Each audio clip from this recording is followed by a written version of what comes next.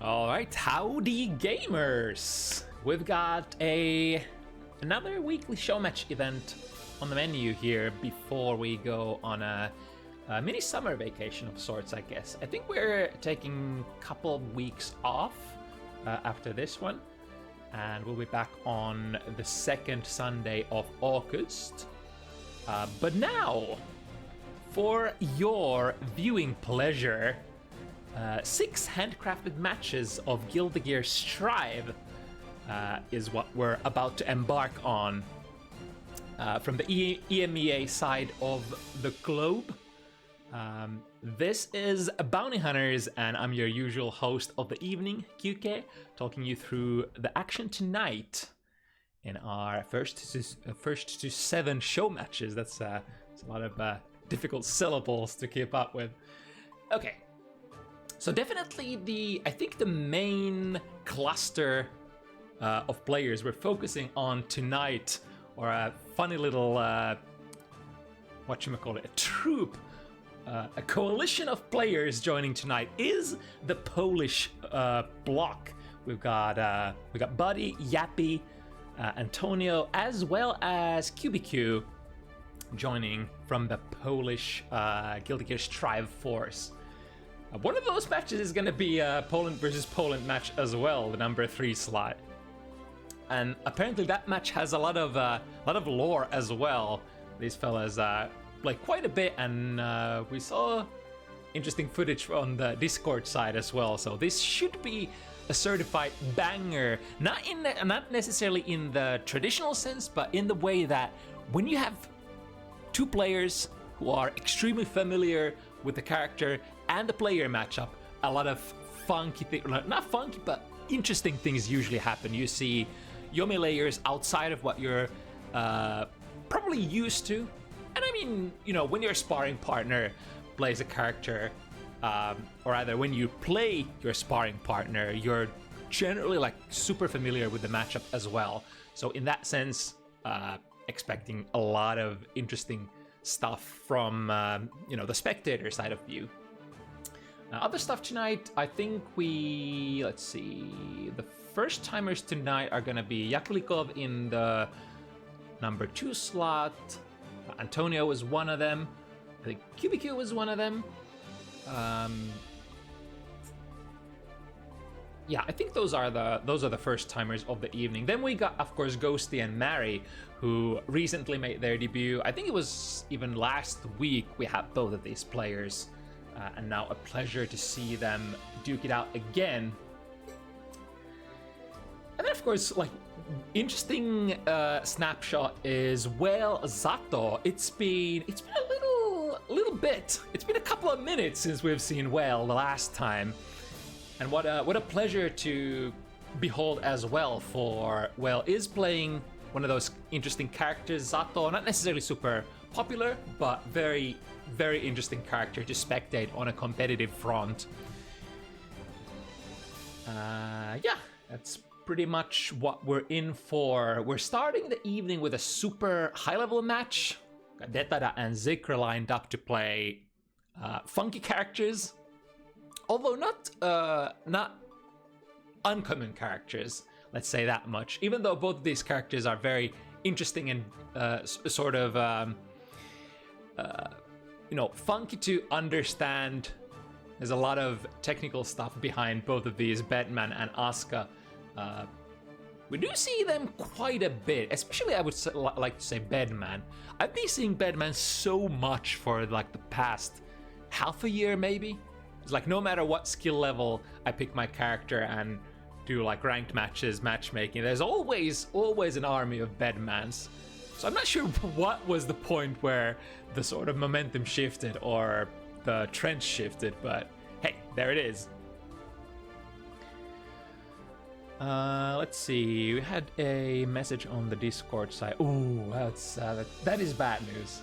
So I think we had word from Antonio, who had something urgently come up, so that would mean that we cannot play the Antonio versus Mary game at the mid of the event.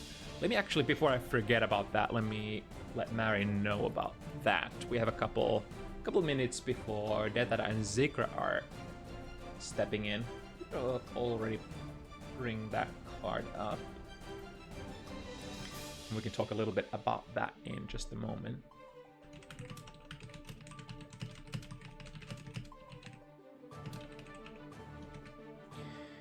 Okay. Doing a little bit of TOing on the side before.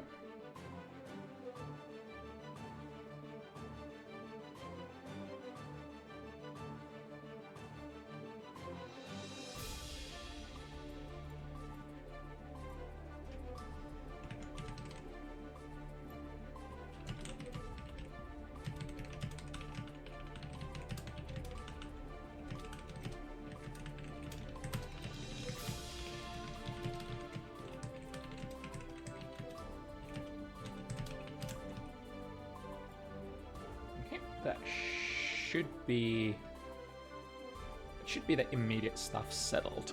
Okay, but yeah, this would be pretty much the whatchamacallit, like the highest seed match of the evening. I was talking about how it's been a while since we've seen Whale, but Zikra as well. Although I think whereas Whale has been taking a little bit of a hiatus of sorts, as far as I understood, like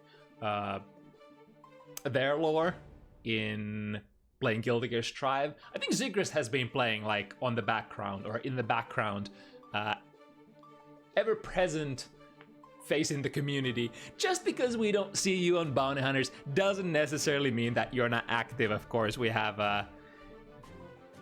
our little collage of regulars showing up from time to time and in between as well. But now, in we go, exactly on the dot. Mankind knew that they cannot Asuka versus Bedman. I feel like this is a matchup that we've seen before, but I can't remember it. I'm not quite sure how Bedman plays this. Generally, the most important focal point is in the cube RPS. I think fact of the matter is, if you don't have good tools, or rather, let's say on layer 1, if you don't challenge cubes, Asuka players generally tend to have a pretty good time, at least in the previous patch. Nowadays it's a little bit different because like they can't keep casting forever, so there's not necessarily like super immediate impetus to make something happen with that, but generally you wanna RPS cubes. And how you RPS, of course, depends on your like fast buttons, your 6Ps, your low profile buttons, and what you cancel into. I'm not super sure what Bedman likes to cancel into, but I think considering the quality of the players, we are gonna see some sort of consistent counter strategies, or how we generally play this matchup. Running out of those good cards and also out of mana. Now Zikra pushed into the corner. This is one of the like famine periods that you do have to, especially in the modern patch, experience on Asuka. For your mana recovery abilities have been greatly hindered in Season 5. Ooh, that was great movement there. On the 8-way air dash, coming down, dodging everything, plus frame sending. Ooh, I love that. So not risking going in there with normals. Ooh, missed the 5D though.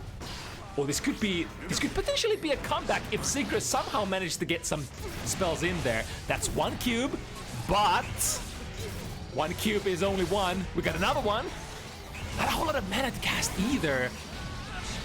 Ah, yeah, it's a little bit too much. Zikra was slowly trying to work those resources, but I mean, it's when you're low on mana, there's kind of like no avoiding it. Like you can try to stall. Wait, where did the Beyblade go?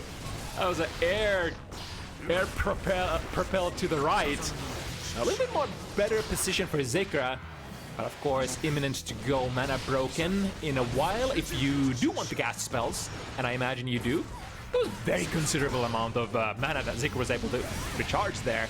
I guess this is one of the things that you can do. You can spend your whole knockdown just recharging the mana and sort of sacrificing your ability to run Oki. Ooh, this is an important one. Couple more casts to go. The mana shield is not looking good. Zikra has the burst. That shield is off. Jumps over the 5B. That's big. Oh, sorry, 5D. And the mana almost ready to go back. And we have good tools here. Lots of basic cubes. With the double jump avoids the explosion from the bomb head. Zikra keeps moving. The whiff punish there on the Screamer, using cantrip spell in order to push Detada away.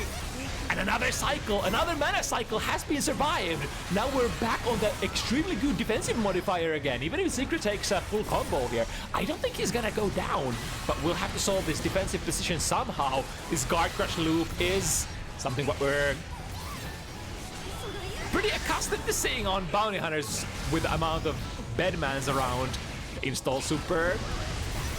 Comes the big plus frames again, drills down with the jump slash, but however, I think that might have been a jump heavy cancel into jump D maybe, that Zikra was able to 6p through.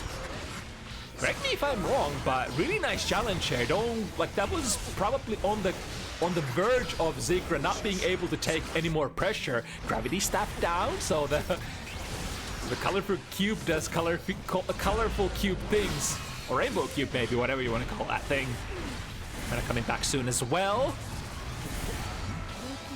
So now all that is left is to get out of there. Good deflect shield again. That has been pretty much the playmaker on defense for Zikra. And that kind of makes sense because you don't have any like metered option or tension options to really get out of there. Ooh, the F-Shiki gets the hit. That's a super. That could be really close to a kill, or maybe even a kill. Not quite. Bedman on the sturdier side. On the bed frame, just a simple safe jump, I reckon. And the first game. What a chess match that was. There were so many twists and turns, and it's only the beginning of this journey. With 6p into the cube, and then keep playing from there. Very balanced assortment of spells there on the first hand dealt to Zikra. Comes down with the jump slash, or jump heavy. And drills away the mana shield as well. However, here's the neutral challenge on the normals. Some of the few things that you can do on Asuka while the mana shield is broken. Use those normals that, you know, are serviceable for sure. Use your cantrips or use your 2D, that button right there, which is a projectile. The hand looks a little bit dead here, so if Zikra gets the mana back, there's only utility in hand. Generally, the Rainbow Cube is like not the kind of spell that you can just cast. You probably want to combine it with something else or use it on Oki. So you have to fight out of here. Bit shift is definitely on the more aggressive side. The jump. Ooh, the Terrametron doesn't actually reach. It doesn't matter. We got the bit shift. That was level 5 as well, I think. And now Zikra in such a better position. Another F-Shiki from the Guard Crush. Tap 5D. But another universal tool that you can utilize if you have that 50 tension and no mana available. Is that going to be enough? Yes, indeed, even through the mana shield. Duel 2. Let's rock. Ooh, the stutter step forward, 6p catches. I think there was a far slash from Detada. Spells drilling through, waiting for what is to happen. Ooh, misses completely with the Screamer initially, but so does Detada. No whiff punish there. And now we got a nice little mix-up hand. 2 overhead spells. And buying a hard knockdown here with the use of 50 tension here. Definitely needed here. Trying to stall as much time as possible. The stunner step there. Did we press a button? No, we bait that, and that should be it. I don't think Detada is gonna have enough time to get the burst back. But arguably, probably not in a position where you want to burst either. The very high Screamer here, and sending those green cubes that are really hard to contest once they spread apart. Very aggressive hand. If you, I was about to say, if you can get your pressure going when your mana comes back, then the hand is pretty okay. Certainly lacking variety here. Drops the overhead spell, however, the tracking not quite enough here. The explosion from above. Zikra cool enough to not look at those explosions. I think should be able to block here as the incoming projectile. Yep. Ooh, but Detada finding a good hit, breaking the mana. Or I guess that's been broken for a while now, which means damage galore. Chip damage inbound as well. That's a tough position. But definitely a momentum breaker. Wait, was this only the second game? Man, this is gonna be a chess match. Not even a chess match. This is gonna be like straight up Go. If you're familiar with the game of the gods. We poked into the first cube, Zikra cancelled into the second one, which did not get contested there. Generally what you want to try to, you know, usually cancel when you poke into those cubes. Cancel into something that is fast and probably something, or hopefully something that reaches relatively far. A very meaty malfunction here. Ooh, teleports behind you, nothing personal. The rainbow cube here. Nice maneuvers from Detada, however, so many volleys. First the standard cubes, then the arpeggio, activating install. Oh, the power straight through. That was great decision making there. Because like the black hole stuff, the gravity had sort of masked around Zigra's side of the screen, so you weren't like in immediate danger. Nice little mix up there. But now Zikra ends up in the corner, no worries. Detada taking the right side. There goes the mana. Well, we do have some resources, 50 tension as well as 50 bursts for the ever important deflect shield, which has been so far saved for basically just corner situations. There we go. Black hole staff bursts it. No, I think this is a great burst. Oh, gets the 6p as well, as Zikra was trying to cast there in the air. But I think this is a really great burst spot, like just before the opponent goes bust on mana. Then they're in the like awkward position where like you can only cast one more spell or perform like one mana action, and you're basically almost guaranteed to go bust. Now from the Kara spell cast. Very utility focused hand here. Can't even cast the rainbow cube, I don't think.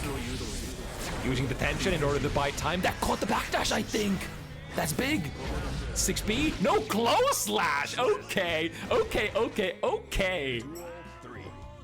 Not quite the powerhouse anti-air tool that it used to be. And I wonder if like Asuka even used that tool that much for anti-airing in the past. Nevertheless, still a nice little occasional accidental anti-air. Gets the free spell in. So quick 1, 2, 3. We're on the safe side of mana recovery as well. There we go. Shield is back. Good mash on the 2P. Doesn't finish it though. Gets to push pressure nonetheless. Wire C. Trading resources. There's a whole new hand of screamers. That's a lot of crash creak. Trying to find a position to fire it. There we go. Finds a soft knockdown. One more for the road. And then trying to buy enough time using those cantrip spells. That was pretty good. Pretty good. Like almost like half of your mana spell, or rather mana bar, was back from the pressure sequence. Detada trying to press a button. Is that gonna be the death of him? Drop the last one. And Zikra. Really great resource management here.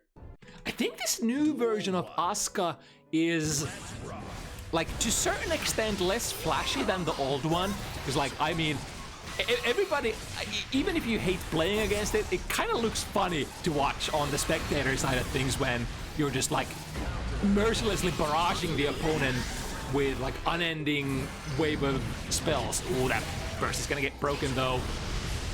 Now, without mana, if Detada finds a hit, it's gonna be disastrous. I mean, it's kind of gonna be disastrous anyway, because we are basically in Bedman's victory condition here. Zikra breaks out though, so another chance. One spell, one dream, a decent amount of mana. Oh, that's a good spell to have if you get any pressure off of you. Casting that, Zikra could bring about a full hand of spells here. Yep, immediately refunds the hand. Detra's producing their own projectiles. This should work. The tap 5D. Completely exposed there on the reversal super. Even though that's a slow one, it's yeah, it's not gonna, the slow nature of the reversal super for Bedman ain't gonna play a part unless the opponent goes for some sort of like safe jab. I think generally most casts can do safe jabs with a close slash, but it has to be like perfectly timed. throw into a little bit of pressure before we are gonna pop. And now, clock is tick-tock ticking. Another good reversal. But I think Zikra, again, survives and doesn't lose too much real estate either. Mana recovery spell is active. Cleaves the ground with the 2D, 2D. Oh, this is a little strange hand. Manages to cycle it though. Yeah. Like couple of seconds ago, it looked a little bad, but Zikra was quickly able to cycle through and get some of those like high value spells from test case 3. The Black Hole Staff active. To reduce the duration of the staves, though, is definitely an aspect to consider. They are now readily available to be casted whenever you want, as long as you are in the right test case. That was a cool Matrix teleport backwards. Oh, and the ping pong! Sending Detada flying in the stratosphere! And we still have a pretty decent hand here. Level 3 beat shift. Bound to be level 5 soon. So lots of potential to hold down the opponent if you can get out of it. Combo mistake there from Detada, maybe? Unsure. Halfway through the mana recharge. Oh, this is gonna hurt! Can Detada finish it before that mana comes online? Yes, indeed. Striking from above. The level 5 bit shift did get casted, but it takes a couple of frames for all of those cubes to actually get there. Suffers kind of like the same kind of downside as the gate spell. The what should I call it? I just said it. The damn chat room. You know what it feels like when you're like 40 years of age and have aphasia? And you forget stuff that you've talked about recently. Okay, plus frames, completely nullifying them instantly. Screamer, keeping the pressure going. Last tail end of the mana. Now still in an okay position to defend here. Is gonna lose some real estate, but I think it's a sacrifice that you have to be willing to make on this character. Immediately into Terra Metron from jump position. Oh, but that is pushing it. A lot of that new fresh mana is consumed by just defending the onslaught of hits. Ooh, another great Terra Metron from a safe position. Even though it's kind of like an Earth affinity spell, it often enough gets casted in the air instead on the ground. Thematically, that is. Because it covers like a straight line ahead of you, so like generally can be ducked under very easily, so it's actually a great spell to be casted from the air. But now, speaking of the air, ping-ponging around, here comes another crush, taps the 5D, good block on Zikra. Gets staggered on the low, is there no way out? Deflect shield, ooh, this is a big gamba. Would Detada have to burst here still? No, gets to keep it. I kind of love that. There was only 8 seconds left on the clock as well. Another testament to how much of a chess match this has been. Both players playing very patiently, not opting to take like super huge risks. The gravity here defending Zikra as he is recovering from the mana break. The very late cast there, catching Detada, being naughty. A little makeshift cross-up here, dash jumping over. Brings about great success. Nice baiting trap as well with the Screamer. And now stalling for time. Mana coming back soon. Zikra is in such a good position here. And one more hit should be... Ooh, recover the reversal though. Takes a huge chunk of Zikra's mana out. We do have Arpeggio ready to go. Ooh, what a mash! What a mess! And the Boston mash there! That looked like it was gonna be active already, but Zikra was not. Nuh-uh. I see exactly. My frame goggles tell me that a 2P should get through. My 5-framer should be able to stop you from unleashing that overhead. A little bit of stagger pressure there. 6k. Low on mana. Now again, the usual plan, the real estate that we've been building, forfeiting it a little bit in order to buy time. This should go through the wall, not with the heart knockdown though. I think your special moves are considered supers though in terms of like causing heart knockdowns as well. Ah, the last one. Oh, however, we didn't have the 50 meter yet. What an engagement there. Catching Detada out of the sky. Freeze them, mix them. Got the initial hit. Quite able to combo though. This could still be anybody's round. Both players with the full burst. Zigra almost ready to get the mana back as well. Activation here. So Detada won't be building tension during that, but won't need it either. The game plan was to get the chip kill. Especially since Zigra was still kind of like not in a good position in terms of like establishing defensive perimeter with those spells. Ooh, just a calm little 5B. Tap them, Detada not wanting to burst this one. No, it doesn't deal the most damage. And kind of forcing Zigra to pop out of that as well. Super, having the projectile clash level to triumph over just standard little Sunday spikes. Oh, nice there. It kind of looked like Zigra was pressing a button, but maybe could have been the first startup frames of the move as well, which you can, of course, FT Kara cancel during the super flash. A little bit of a mix-up-perino here. Zigra once again absolutely cracked on defense though. I think you kind of have to be on this character, like sort of paradoxically, even though this is probably one of the nastiest characters to defend against when the engine is running, because it is, or he is like a feast and famine kind of a character, and you can't avoid going mana busted anymore. You do have to have defense on this character. Like you, oh, look at this, the pressure in the corner, dropping the overheads left and right. Mana shield is gone. Big 6p, even though that doesn't deal too much damage, going into a heart knockdown here has allowed Zigra to recover the mana. Now looking for one more hit. Waiting for the reversal. Yep, I totally understand. Detada has been able to get out of the... Yeah, there it is. Waiting it out and just casting from far end of the screen. Zigra keeping it super competitive. An absolute nail-biter of a 3-3 so far. I have no idea. This is probably one of those matches that is gonna go to the distance in the end, I would assume. Able to get a couple of usable spells here. Zigra taking air and reloading. Throw is big. Waste a lot of time. And now almost ready to get the mana back. 5D into full mana charge. Okay. Just wanting to make sure that that shield is back online and ready to be unleashed. Immediate cast. Did that a hit? Might have, but again, the Kara cancel option is available. The reversal super is baited again by Zigra. And no burst from Detada. A conscious choice here. That would have been what we call in the industry a hero burst. So not wanting to take that huge risk. Play it safe, take it to the next round instead. To jump out, but the huge hitbox of Screamer, making sure that there is no escape here. Covering your escape with the Terra Metron. Nice jump backwards into a knockdown.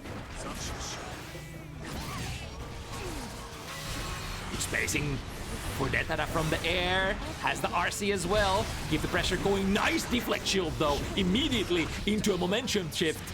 Nice mash on the 5-framer though. Here comes Detada. Plus frames. Error is rolling as well. Engine's running. Ooh, and the second overhead. Tap the 5D as well. A fresh mana broken. That man, what can we do? Goes on the offensive. I like this. If you're too defensive, like it's often like super, like it's easy to read that you're like scared and just wanna build distance and try to avoid if you're like just out of your resources. Many characters like Asuka that has kind of like that kind of sort of whatchamacallit kind of flow. Zin, Zato. Who else? There are more resource management characters in the game, but a lot of A lot of characters can have that. Jacko in certain sense, although Jacko's resource comes back pretty fast. Ooh, still get the hit. Looking for one more. We don't have mana, but we have tension. Unleashing it. Here comes the particle sphere. The angle is not good enough though. And I think Zikra is at a frame disadvantage and cannot defend. I think that was not a true punish if I saw correctly, but no easy way out either as Detada comes in from a perfect angle here. Ready to unleash the guard crush. Better than a guard crush. We got just a straight up hit for the knockdown. RC into more pressure. Now we have the error rolling. Here it comes. Ooh, able to find a weight mash out with the 2D though. I think the spike might have been like weirdly timed in tandem with the error. It's okay, that's all in the past. I think this particle spear should be good. Yeah, it takes a hit here, but you know, those spikes, those normal spikes don't cost too much hit stun. Ooh, that was a mixer. Did that hit from behind? I wasn't even able to see it. Tap the 5D. That are very close on the burst. Spends the whole knockdown, recovering mana. I kind of like that, but then Detada strikes back. Immediately reversal, tries to bait the burst. The burst is not yet on the itinerary, on the plan of Zikra's. Oh, it slides behind as well. Into killer combo. Detada takes the lead again. Both players extremely conscious about each other's bursts. And in that kind of like, that's kind of like one of my favorite positions to be. Both players at around 1/3 of your life bar, both full burst, and then you're like, okay, this is kind of a good place to bait the burst, but this is also an okay place for the opponent to hold the burst still, or rather they can at least for like one more combo maybe. But there's a lot of relevant choices to be made. Ooh, go slow there. Has a little bit of a shimmy. Goes for it again. Zikra bites. The dash jump finds its mark. Can we? I don't think we can recover in time from that though. Big too heavy counter hit. It's gonna lead into some really nice pressure sequence plus frames galore. And guard crushing coming. Yeah, there's no way out unless you just straight up wire C, I think. Which definitely you can do in the modern patches, like, even if you do get guard crushed nowadays, you can wire C that. Ooh, a nice spacing trap. Inviting the challenge there afterwards. Ooh, wait a minute, the 2P challenge was pretty nice from Detada as well. And now, the backdash catches a stray Bark Slash, but no huge stuff coming out of it.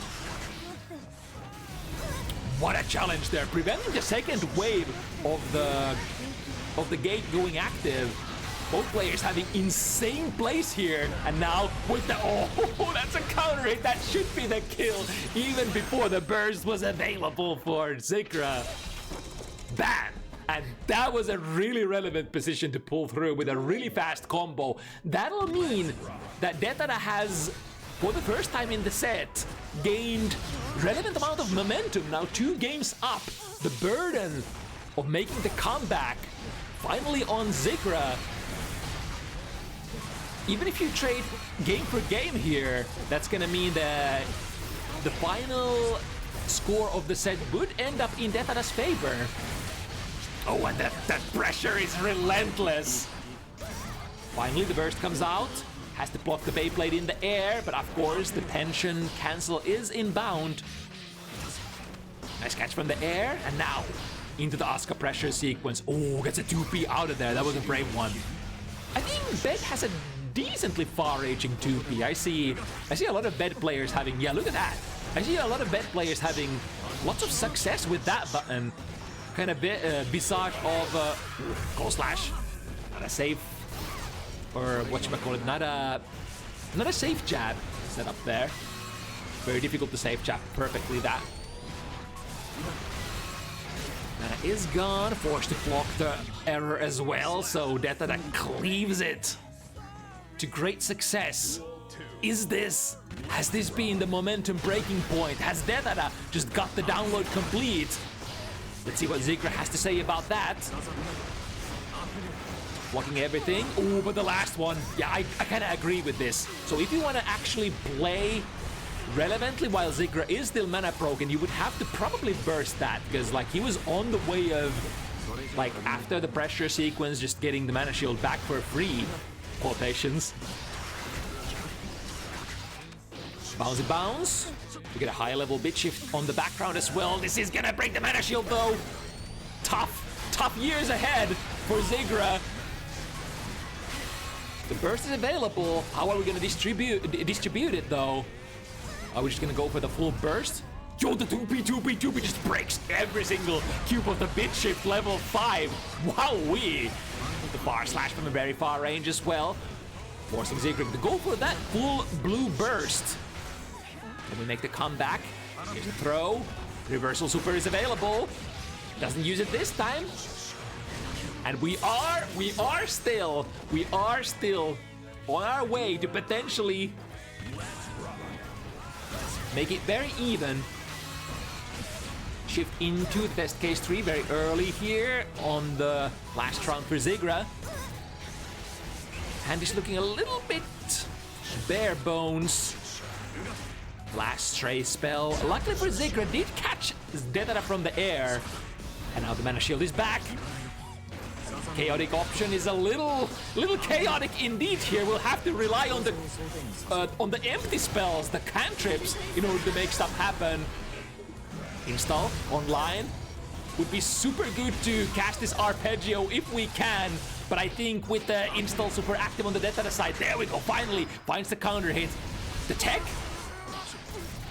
makes the arpeggio disappear. This will buy time for Zigra to cast good stuff. Did choose to cast the green cube instead of the arpeggio and mana breaking with that. Swiftly back to our...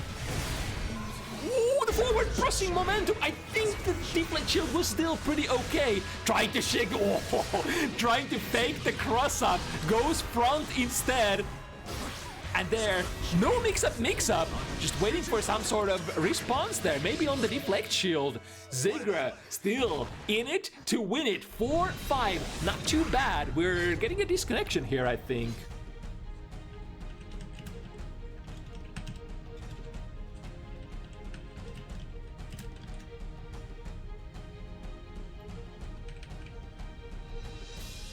Damn, at the most exciting point of the match as well. Let's see if the players notice.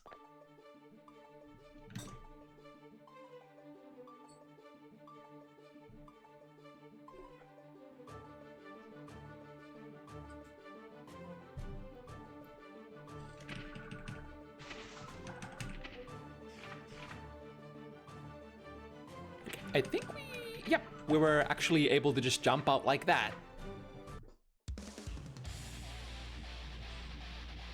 That's actually huge. It's usually like, it usually wastes a lot of time, like players just hitting the rematch and loading into the match, but I think they were able to see that we dropped in a timely manner and chose to just exit the lobby. That is technology. That is the mark of two extremely regular bounty hunters players. Note that when there's a little hiccup in the connection like there on the retry screen, that means that the spectators are disconnected. But enough about that. We've got a heated match here on our hand, and presently Detada pushing it, working it. But the jump slash. It's always that when the bed frame goes airborne from that space distance, it's a little bit of an RPS situation, like when you're gonna come down, when you're gonna dive down, what button you're gonna dive down with, and that sort of stuff. Tail end of the mana bar is active. Chooses to cast spell for frame advantage. He's working out the mana-less pressure, working out like a charm. Detada finally choosing to spend the 50 meter for attention to get out of there with YRC. Ooh, good 6B into the corner. Would we burst here? I think it's probably an okay burst. Again, the tail end of the mana bar goes bust, taps the 5D, there's the burst. And the RC, yep, especially since you had resources. I think like all of these mini details sort of colliding on each other. If Detada did not have that 50 tension, I think the burst probably wouldn't have been used.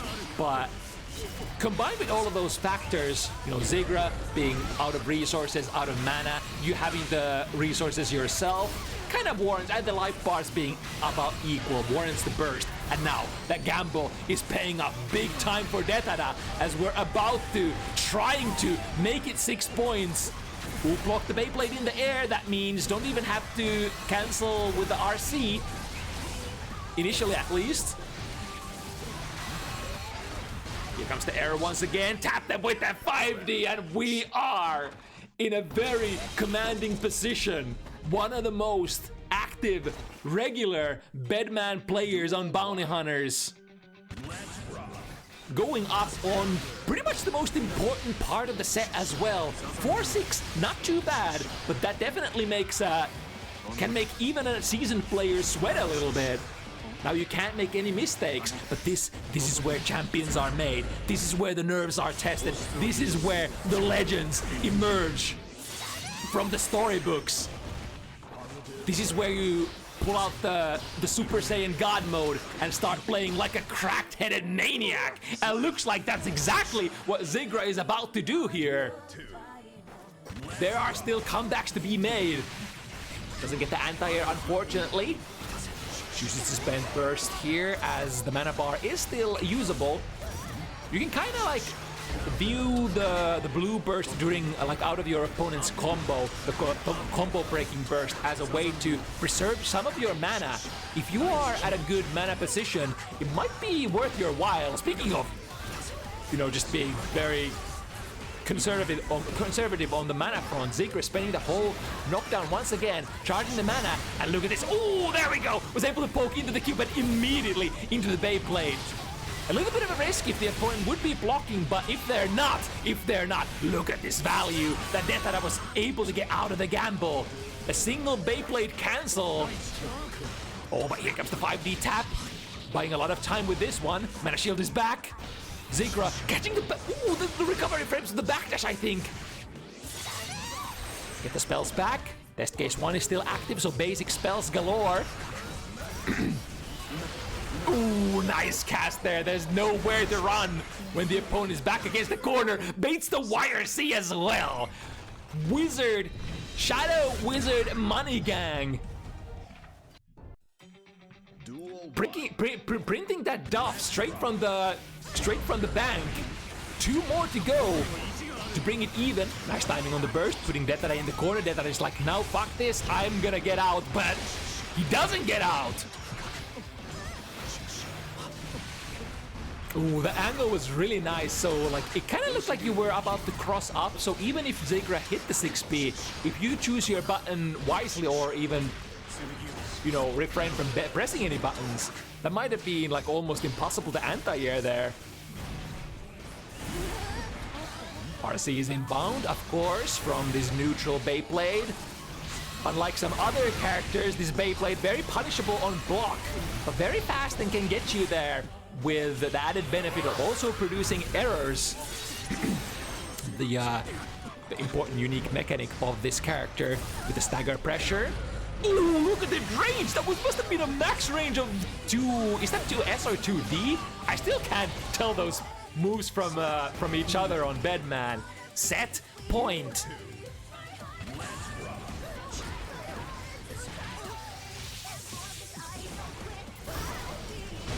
From the back throw, into the back strings. Oh, look at that! Was that the automatic error? I think there was the auto error there. Did poke into the cube, but the error was on regular or on perfect schedule to break Zigra's offensive. Oh, that's a nice dash jump though. Let's see if Detada wants to burst here, or do we still refrain? We're holding out for now. Trying to get in with the bomb head, doesn't quite able to, not initially quite able to get in there, but position looks nice here. Detada pushing forward with the buffs active as well. Gets the throw. This is an important route we have. Oh no! Gets back thrown into time to make it. Time to make a defense of your life here, Zigra. Or perish right here.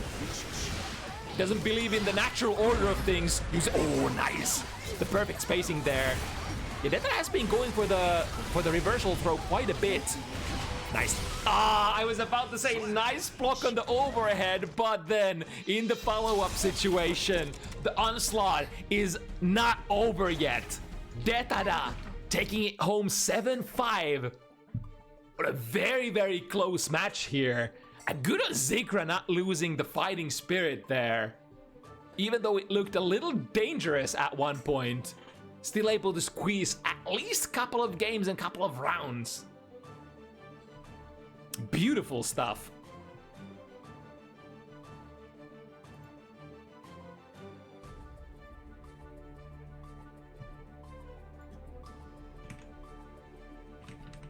All right, next one should be another pair of funky characters.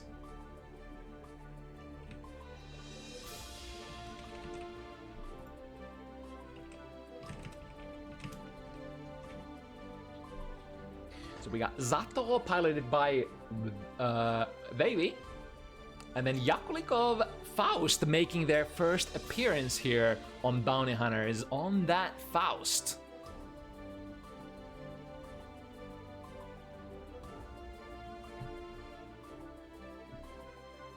Faust has some cool stuff against Zato for sure. You can generate items that are kind of annoying for Zato to deal with, because like if you run your puppet into them, of course means you're gonna lose your trusted companion. And of course everybody knows how this character works, is kind of like the same kind of feast and famine kind of gameplay as we see from Asuka in the previous matchup. If you don't have your puppet ready to go, you're one of the weaker characters in the game. Some say even like the weakest of the bunch. But when you have your full puppet gauge ready and available, you have almost unprecedented, unchallenged ability to run pressure mix-ups. Just hold the opponent down and combo them into million damage points on command if you manage to find the hit.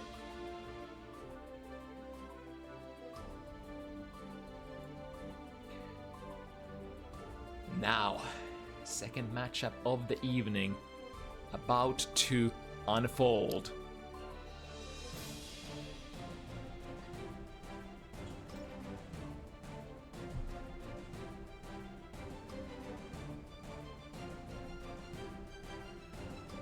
Super interesting, Yakulikov being a new addition to the Bounty Hunters roster, and of course me being a huge fan of, you know, just about any Faust players, every and any Faust player.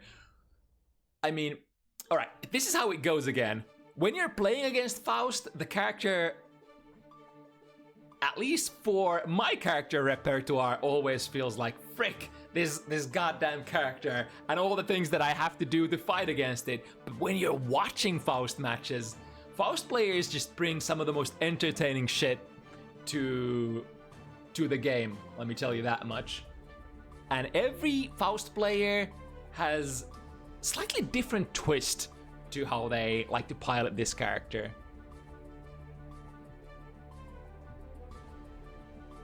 It's a very, very expressive character, because like depending on how you react to the items that you produce, what kind of sort of sequences you've labbed after them, there's like which openings you choose to take. Are you gonna throw more items? Are you gonna strike? Are you gonna play defensive? Are you gonna play offensive?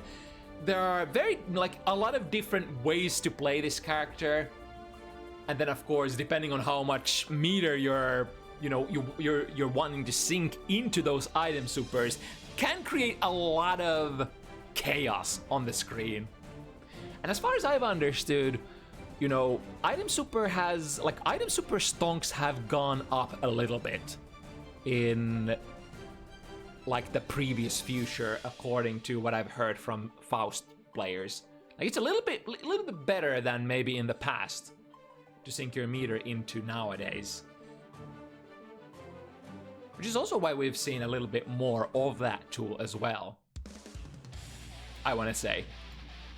That's just the gut feeling though. Okay, Yakulikov, Wavy, let's see how it goes. Zato would definitely love to find himself in close and personal, working with that sandwich pressure. But how often can we get there?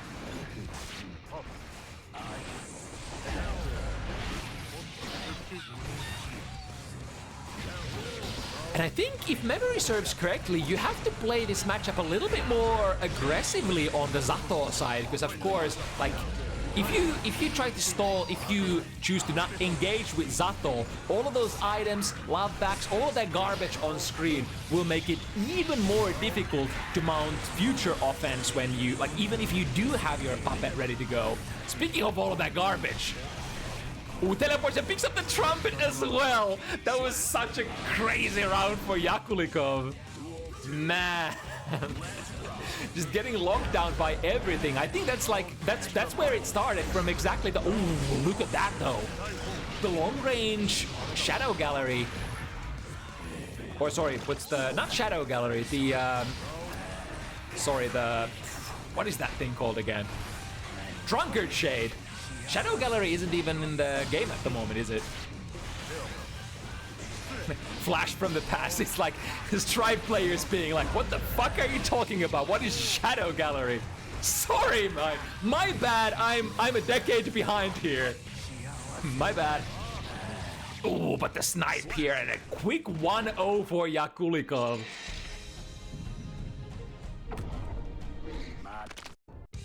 I think that's a great showcase of what can happen if you don't find the openings on Zato.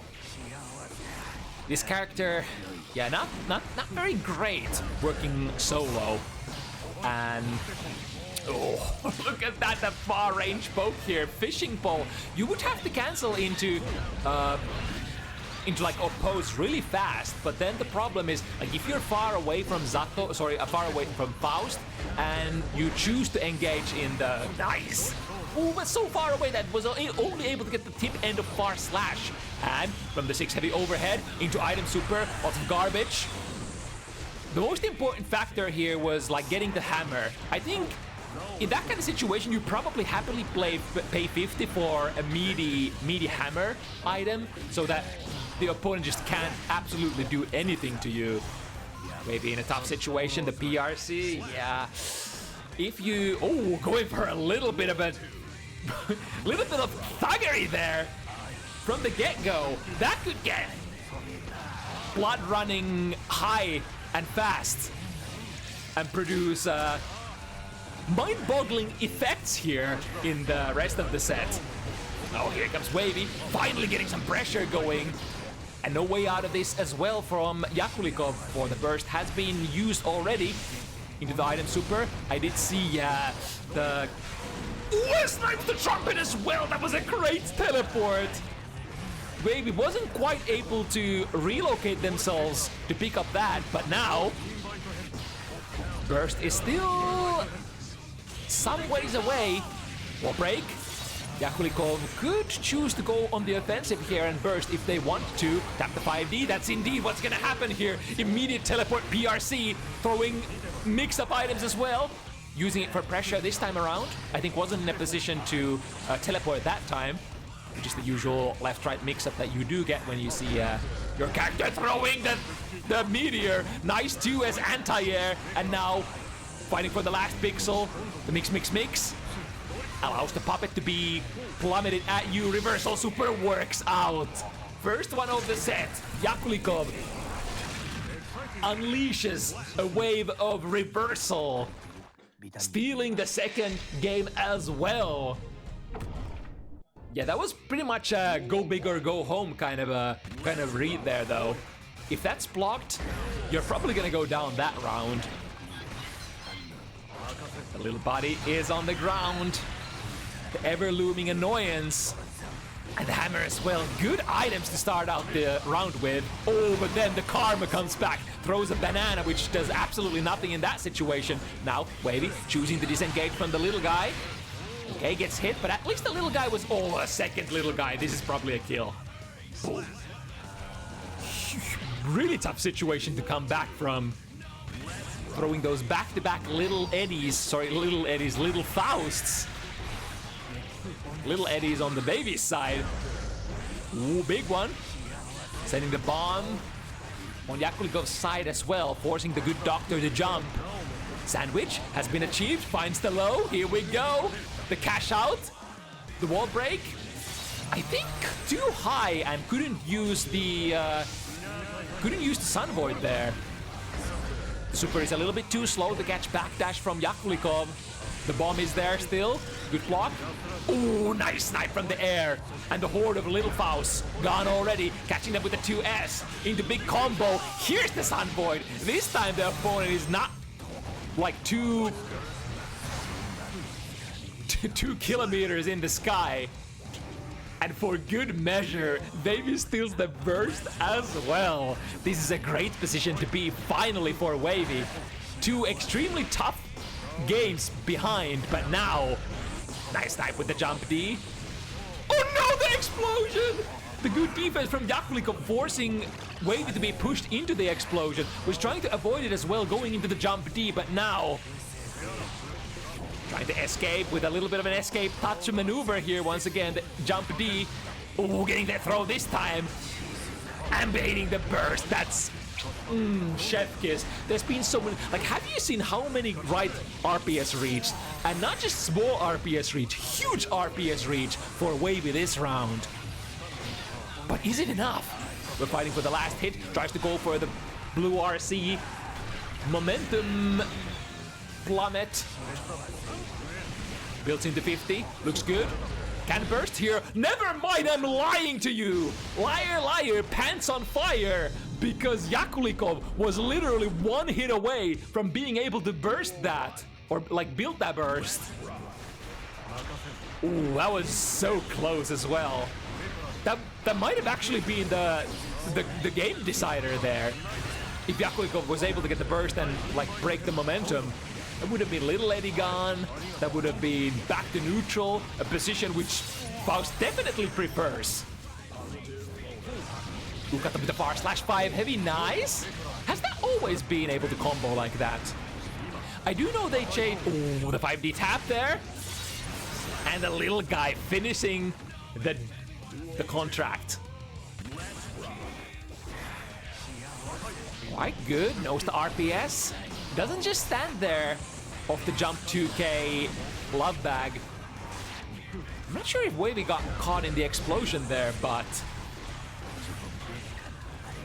the aggressive dash gets sort of guard broken by the 100-ton hammer. Burst here. Ooh, we are blocking successfully. And the puppet is ready to go as well. Nice jump, PP. Has to respect the hammer or face the consequences. There's a lot of items. Can we get airborne? No. What a fucked up situation. What a fucked up day for Wavy that was. Oh, interesting. Trying to jab Yakulikov out of the cancel, but a little bit too far. Because of the spacing, the love bomb ended up missing as well. Yeah, one carefully considered 5P jab. Zato out of his pressure. Little guy changing orientation. I think walked out of the screen as well. What have we got here? A lot of afros. None of which is, I think, gonna play part here as Wavy is forcing it through the glass. And now, yeah, not a whole lot you can do here. You could try the YRC to kill the little guy, but as Wavy is just like a couple of character lengths away from you, and you not having access to the blue burst, and not a whole lot of stuff that Yakulikov had in the toolbox there, other than just, you know, organically blocking the pressure and hoping for the best in the follow-up situation. It looked like it did summon into the oppose, but something was there to break Wavy out of that. Maybe an item? Race for the horn. Oh, still unpicked! The contest finally able to pick it up, Yakulikov. That's like actually one of my favorite things to happen in the Faust matchup. The sort of the mini RPS game, who picks it up first?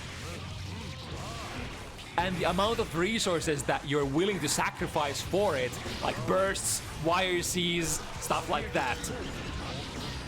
Gets caught by the horde. This good anti-air, let's see what Yakulikov is still in the animation, so I think couldn't cancel into FD, unfortunately. There are some amount of frames in Guilty Gear franchise that you can't really press anything while you're performing your air dash. Still gets the round here, Yakulikov, though. Disengages and then engages again from the sky with the jump 2K. Love bag. Ooh, he tagged the little guy. That's a very relevant snipe as well. Now Wavy has to defend, gets tagged by the jump 2K on the exit opportunity. Who just lands from the air dash straight into 5K. Switches sides, that was Wavy's chance, what he was waiting for. Gets the burst out. And I think this should catch, yeah. Huge chunk of damage, tries to go for the throw. However, Wavy engages with the 60, tap on the overhead, and now soft knockdown though. Was able to get the unsummon, so this puppet is coming back really fast. Oh, some sort of execution error, I think, here for Yakulikov. Usually the PRC is supposed to be your plus frames. Maybe try to convert it into a throw himself.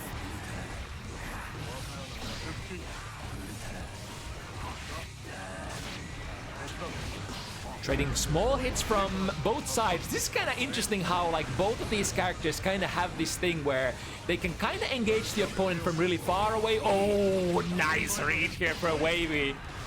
And the little guy coming back as well. Oh, important hit here. The jump 2K. Even if it's a stray hit, just building a little bit of distance between the you and the Zato player. Ooh, goes under! That's big! I think Yakulikov was probably trying to snipe the extended hurt box of the Afro, but Wavy, now for the first time in the set, went down 2-0 and then fighting out from the trenches into 3-0. I think, was it the teabag? Was it the teabag that started it? That empowered Wavy. Trying to snipe with the jump B, misses initially, then goes for another wave with the air throw. Accidental sideswap, I reckon, here from Wavy. So forced to go back onto the drawing board here. Blocking both of the explosions. There's so many plus frames. Finally, it's over. And now into the neutral we go. Snipes. Yakulikov out of the sky with the jump B. And now the pressure stands tall with the oppose. That cost a little bit, but resetting the situation with the command grab. Always the huge wind-up period. The long animation duration of the Damned Fang. Buying you often enough time to get your resources back and get your puppet up and running. Can pick up the the trumpet here. Chooses not to do so though. Strategic decision here from the side of Wavy. And makes sense when it's puppet time. Can we get a punish? Not quite. Tries to go for the far slash, but a little bit too far. Especially when you're steering to the other side with the mix afterwards. This should work out. The bone cracking excitement. Let's see. What are we gonna crack? Is it the knee? Is the ankles? And now, oh, reversal throw though. Goes for a 6P shimmy. No initial throw from Yakulikov, but gets mixed up in the follow-up situation. Wavy has definitely found his stride here. Duel 1. Let's rock.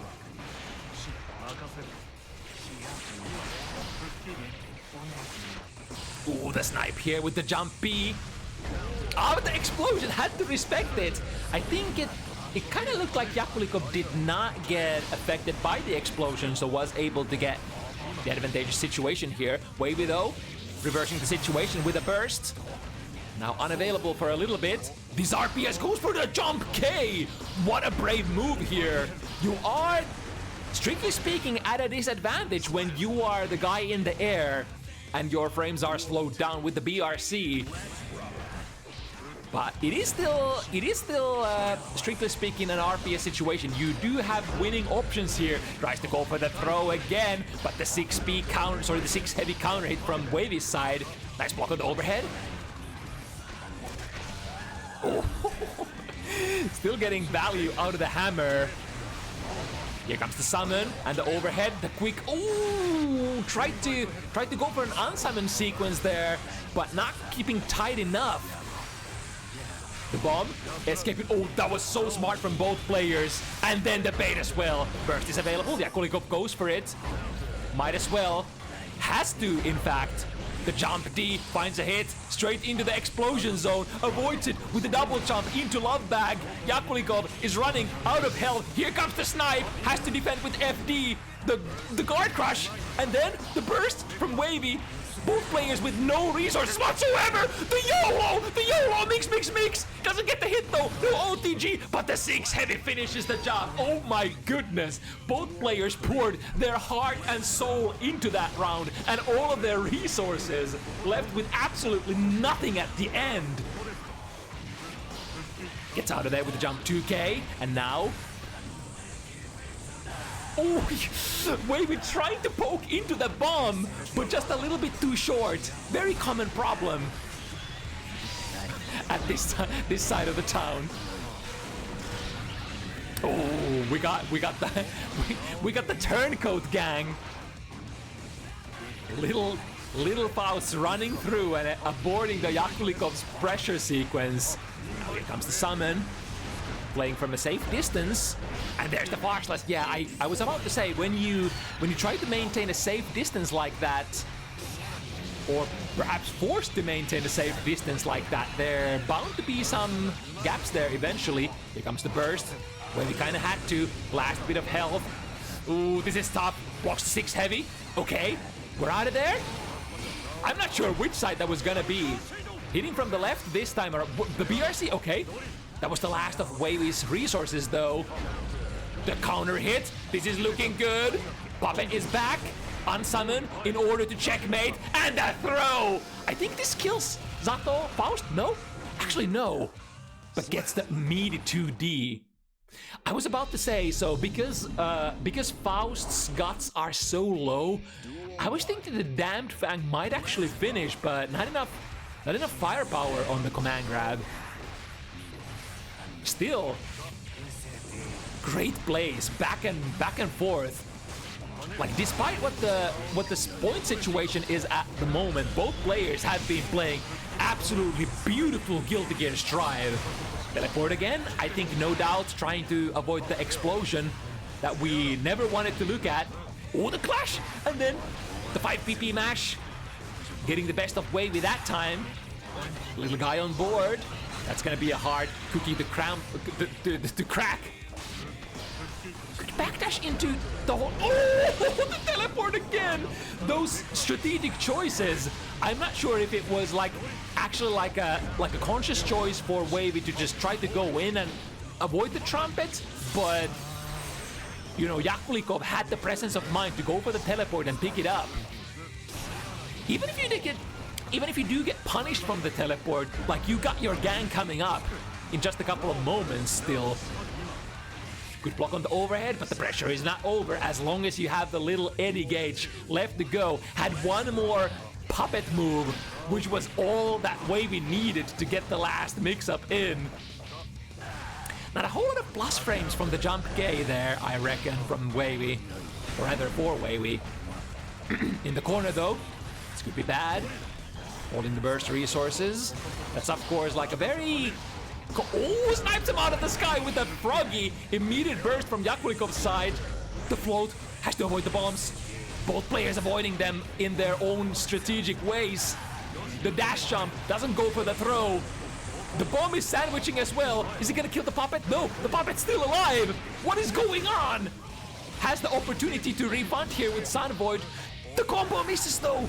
That's unfortunate. Afro still on. That makes your hurt box a little bit longer. Gets sniped by the fishing pole.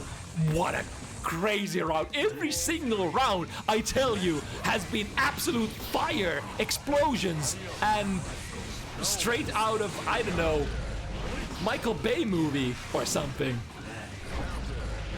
Ooh, again, the RPS, the float RPS with the flight. Wavy getting the best of Yakulikov this time around. Can we defend? Here's the tap. Can buy a little bit of time. Wall break. Puppet is not back though. This could be a good position for Yakulikov. Ooh, but the alignment there! Did you see that? Jumping into the air. Perfect angle for the jump D that advances Zato horizontally to snipe the love bomb recovery. Summons into Froggy. Wow. Are you kidding me? Wavy summon into the Froggy and the Froggy auto-corrected to the right side instead of the left side. Was that how it was supposed to be?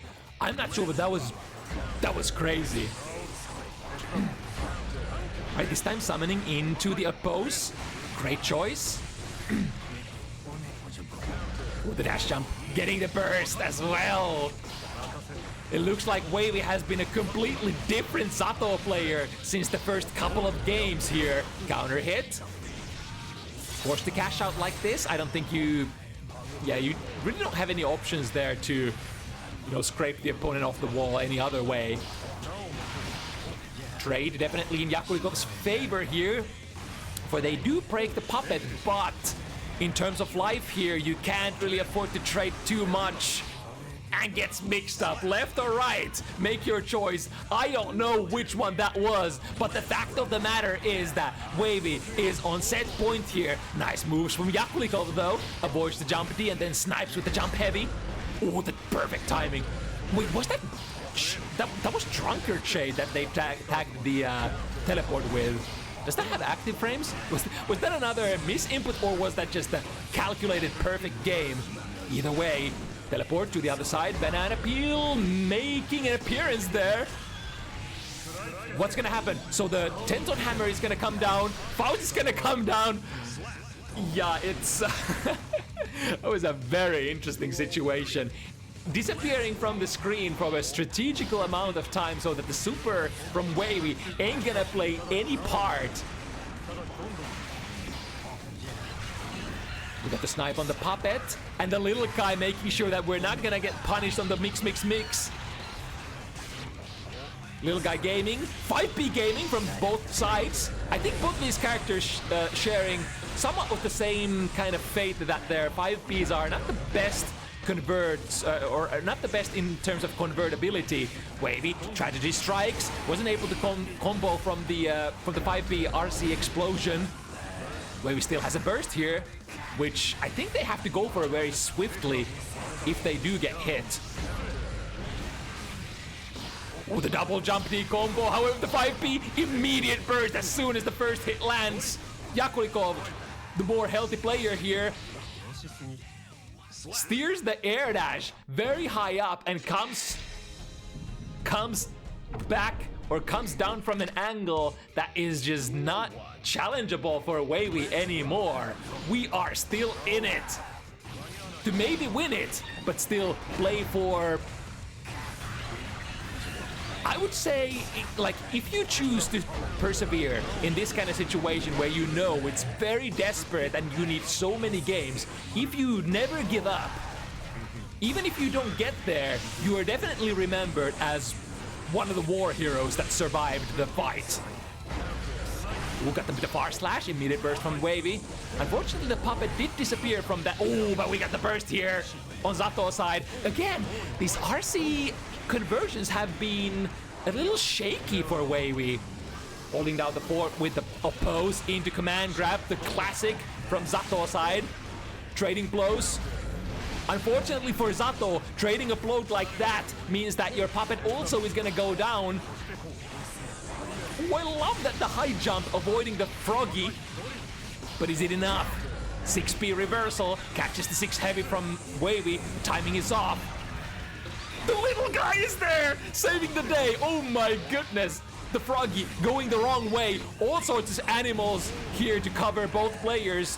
Where's the little guy? Is it still in there? Oh, you're fired! The little guy, you're so fired! Completely missing the mark, and Wavy just walks past it. Or rather, maybe the little guy walked past the action. Was like, I don't know. Seems everything seems in order here. Like the guard, straight from Metal Gear Solid. Huh, must have been the wind. Got them with a 2S counter hit. And the puppet is coming back as well. This is tough. Yakulikov will have to mount the defense of their life. I guess this is not too bad going through the wall here early. The puppet is back. The mutually reassured execution here from the glove bag. Teleports into the close slash. It's a good start. The Hornet as well. Dropping the combo, it's okay. It was simply a happy little accident, happy little setup. And then, what are we getting? Hammer is one of those items. Can you challenge? Baits out the wires, but doesn't get the punish too far. Was maybe betting on the close slash, which turned into something else. And now, is that gonna be it? Is that one little mistake gonna cost? Tries to go for the gold burst. It's no good. Wavy is just riding waves of momentum. Despite the 7-3 scores, this must be one of the most lit FT7 exchanges that I have had the pleasure of casting. What an absolute roller coaster of content. Did you see that? If you blinked, there were so many hype moments. I swear, let me tell you, these Faust players are absolute content machines. Faust is just a content character. Holy, and it's just cinema. It's just absolute cinema. You can't script this shit up. Okay, now entering the whatchamacallit, the Polish mini sequence. I mean, it's gonna be a little shorter because if our intel is correct, I think Antonio has to withdraw from the competition. So we're only gonna have 2 back-to-back Polish matchups. The first one is gonna be Butty and Yappie, both representing Team Poland, followed up by Kubikew versus Sunny, which is Poland versus Latvia.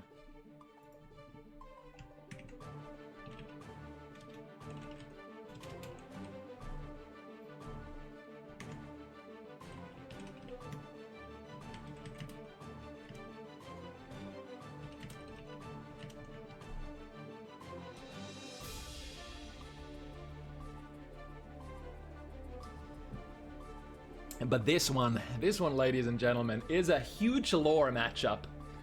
So Butty and Yappie, definitely sparring partners, have been even outside the sort of the the sort of the private sector.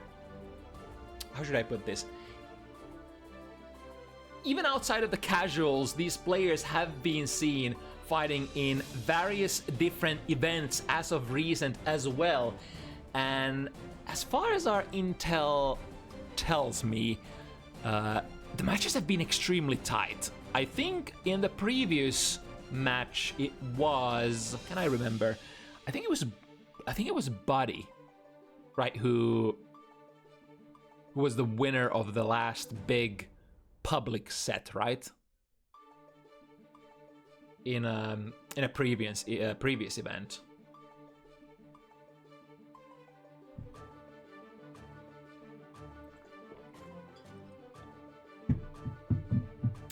But this matchup is super close to my heart as well. We had this actually last week in the form of Hoplan Nagoriyuki versus Oxa Testament, and I'm a huge fan of playing Testament into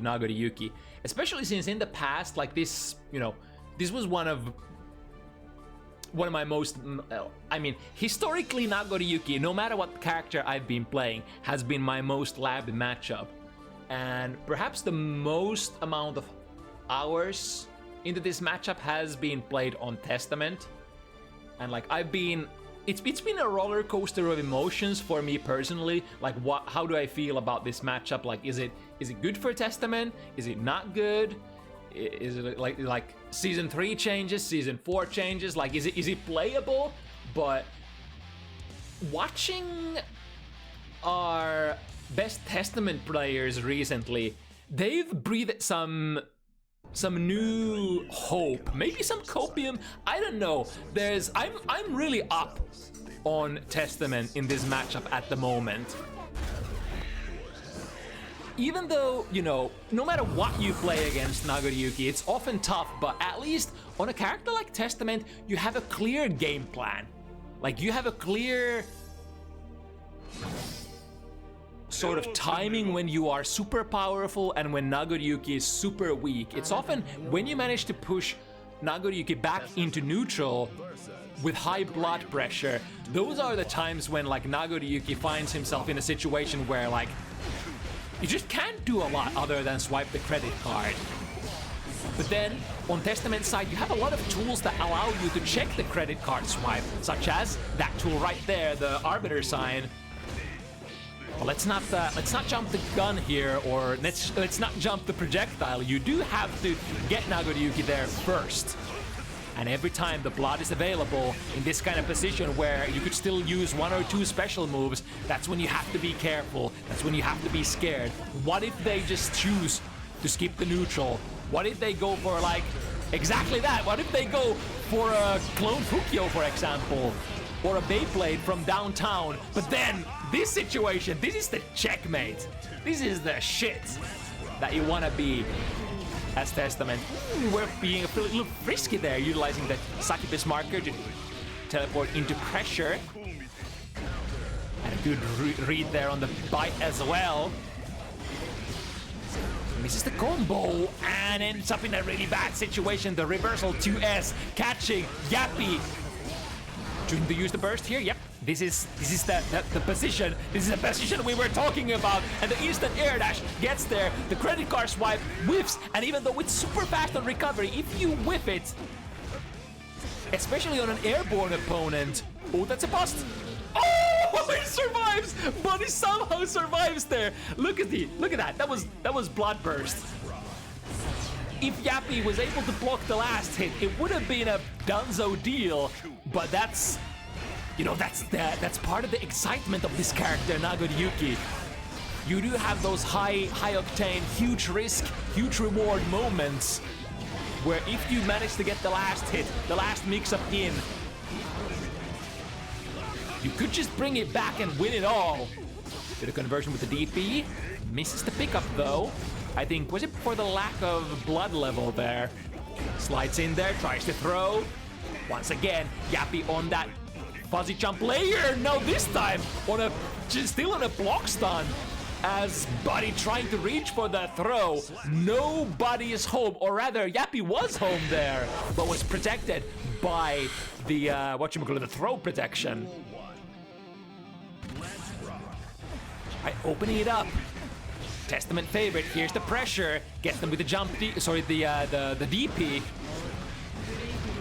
RPS option is available. Oh, but look at this. Butty is waiting for it. But of course, when you've played this matchup so much as these fellas have, you know how it's gonna be. You gotta park yourself around the succubus marker in order to be in position to punish Testament for going for the possession. Ooh, footsies into. Waits for it. Waits for Calamity 1. Not to be unleashed this time. Both players are reaching for the throw! And from that outside of the 5-framer range, I think it's Nagoriyuki who has the cake there. Straight in there with the big blood burner. Gets the far slash, especially the last hit of the sequence, bringing so much blood back. Sniping with the Arbiter sign. And now, waiting for the reversal. Yeah, the little stutter. Not stutter step, but the little pause there in the pressure. knows all of the potential opportunities. Swipes it. OTG. That might have been a pop kind of a position for Butty. Let's see. Yeah, the pop still happens. Can we get a close slash punish? Absolutely.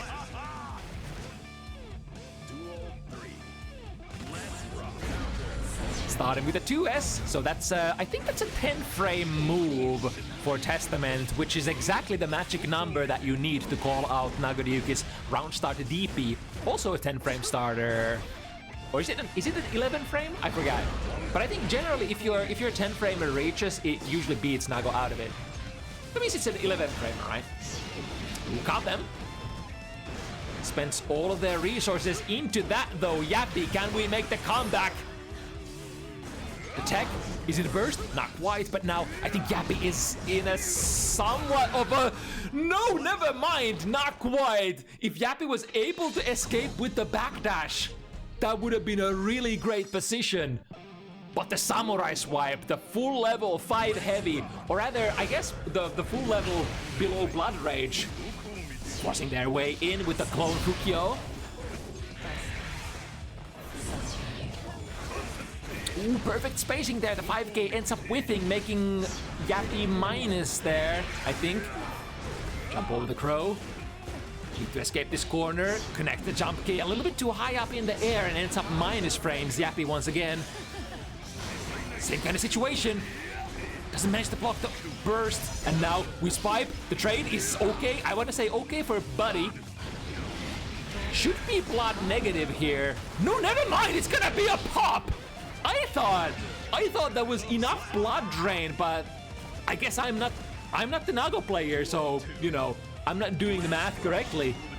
Math is not mathing when you ain't a Nago player, I guess.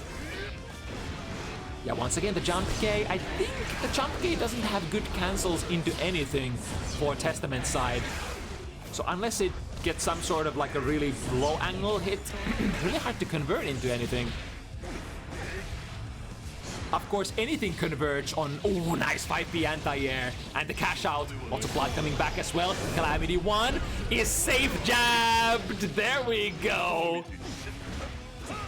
And I think the Calamity 1 is like one of the slowest, like for reals, one of the slowest reversals in the game, other than like the full churn of Gold Lewis's. So it's really, I want to say relatively easy to safe jab if you're concentrating on it.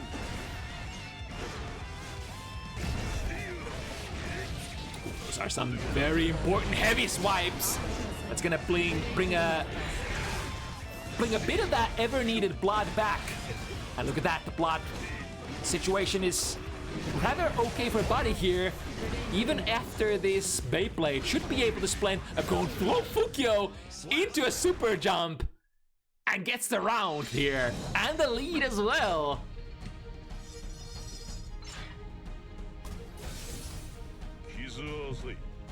Living on the edge for sure.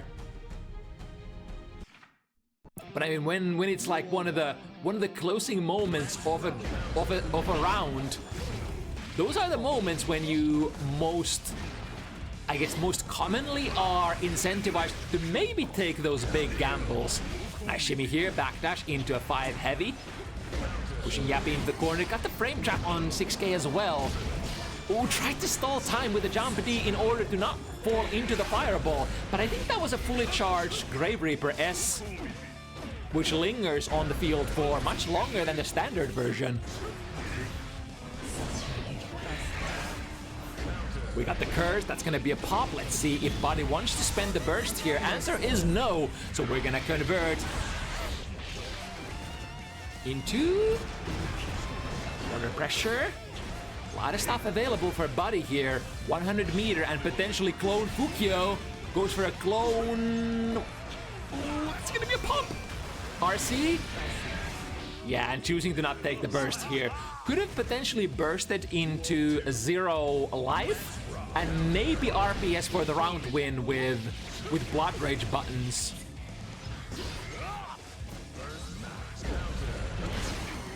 But I mean, sometimes it's best. Oh, nice! The clone completely nullifies the S Grave Reaper. And then the chase down with the Beyblade. Here comes the mash from Yappie, able to break out of the corner. Or I guess rather still in the corner, taps the 5D. Are we gonna see a burst? No.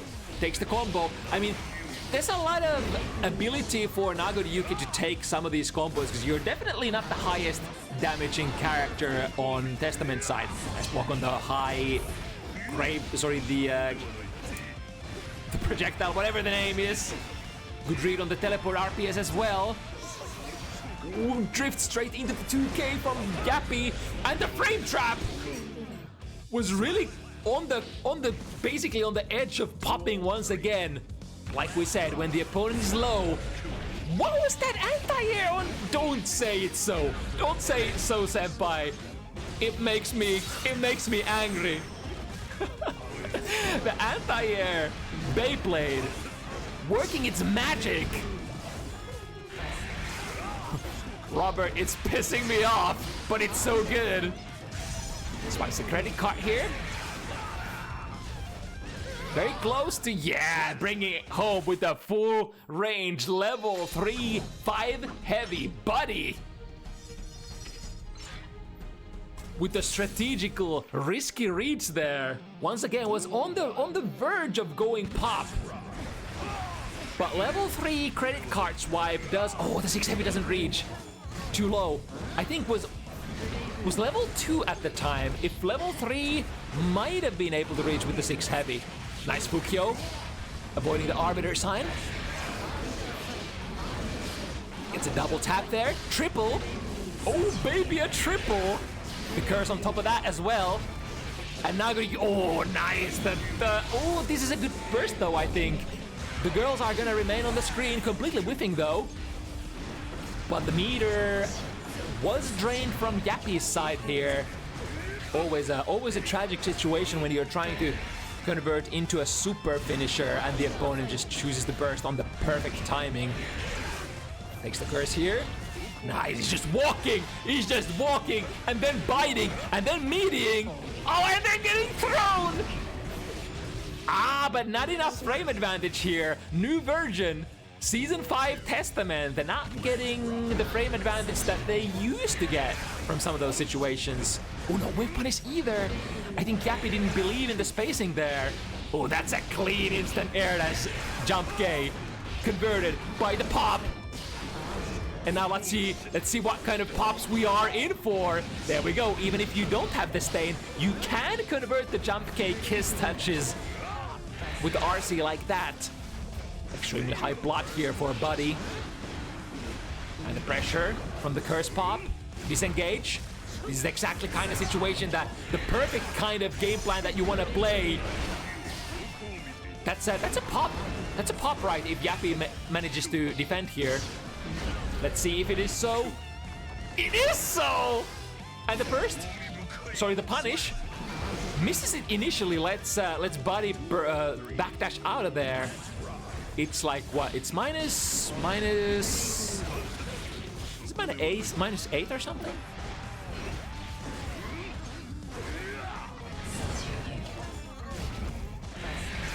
It's the curse, but fighting out of a really sticky situation back against the corner. Able to get the curse, and there we go! Again, the jump kick conversion. Really nice. Aggressively pushing forward. There we go. There's the spacing, the dream spacing. I think some of the most important spacings that you ever see in this matchup when you stand just outside of the Beyblade range. Can they ride this to the victory? Backdash into a safe jump. Definitely a good play when the opponent has 50 tension. Reversal super from the Nago side is, after all, one of the most dangerous reversal supers in the game. In the same category with the likes of what's it called, Ramlethal's reversal super as well. Not only does it reach really far, it does a lot of damage, but also gives blood back for Nagoriyuki, so a lot of different factors. What a backdash. Oh, not this time though. The high blood, level 3, 2S reaching. Is that a safe job? Not this time. And the pop. Ooh, but not getting punished on that. it's not the end of the world for sure. Yep, playing it safe, just walking back, not taking any sort of a risk. Because that level, the Blood Rage 5 heavy reaches pretty much full screen.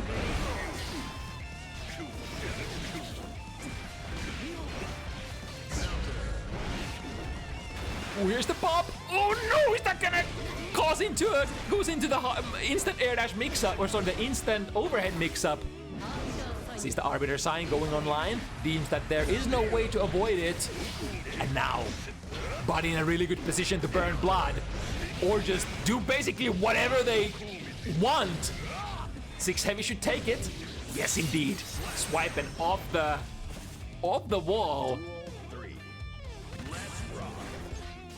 Had a little bit of a mishap there with the blood explosion, but as they say, it's like it's in the modern patch. If your blood pop gets punished, it's almost impossible to come back. Because like I think most characters can do a one-touch kill you now, as the oh, look at that.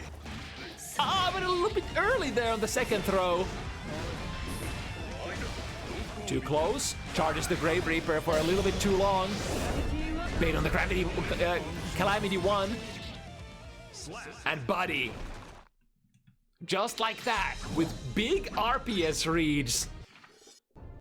Even with some of the sloppiest plays, they are all forgiven if your subsequent plays are gonna be tight enough. The frame trap to S5 heavy hits it big. Let's see if Yappie can escape the corner. Takes the risk. But Butty is patient, waits for it, and punishes the teleport once again. Tries to jump K into the curse. Not this time. Backdash, shimmy. The command grab. This is a tough position. Takes a stutter step backwards. The Street Fighter kind of shimmy. Not even with the jump. Not even with the backdash. Just goes through. Just little stutter movement. And again, super high level stuff in Guilty Gear Strive when you play around with this, like, you know, stepping into the throw range, stepping out of the throw range, delaying, you know, like micro delaying your close slashes. Those are the kind of like plays that like lower level players might not be able to comprehend or see initially, but they are kind of like, oh, but now going for the neutral jump shimmy here on Yappie's side. Can't escape. The impending Beyblade sees the burst coming out, baits it, and Butty has an overwhelming momentum as we are unfortunately disconnecting here.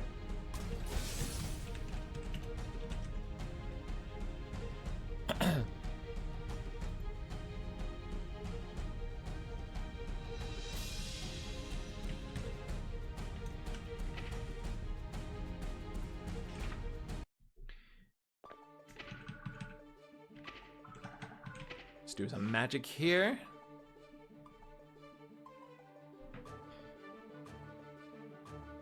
Actually, give me a short moment. I'll while the players are exiting the as we are getting players back into the lobby, I'll go fix one thing. Be right back.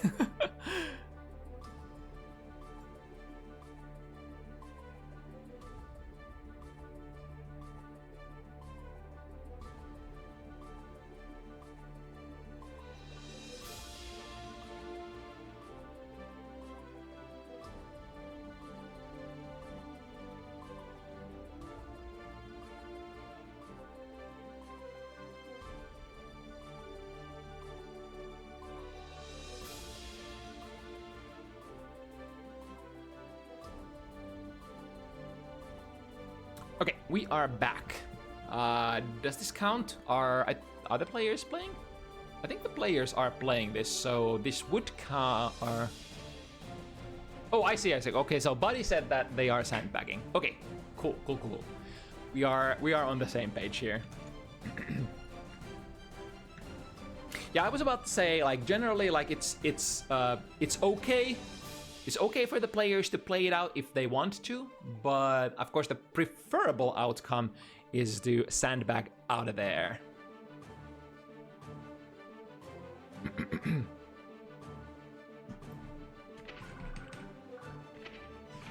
Did I flip this? Yes, I did.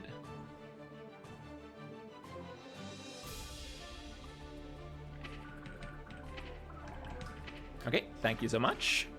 And we are resuming from a 2-5 position. Advantage is on the Nagoriyuki side here.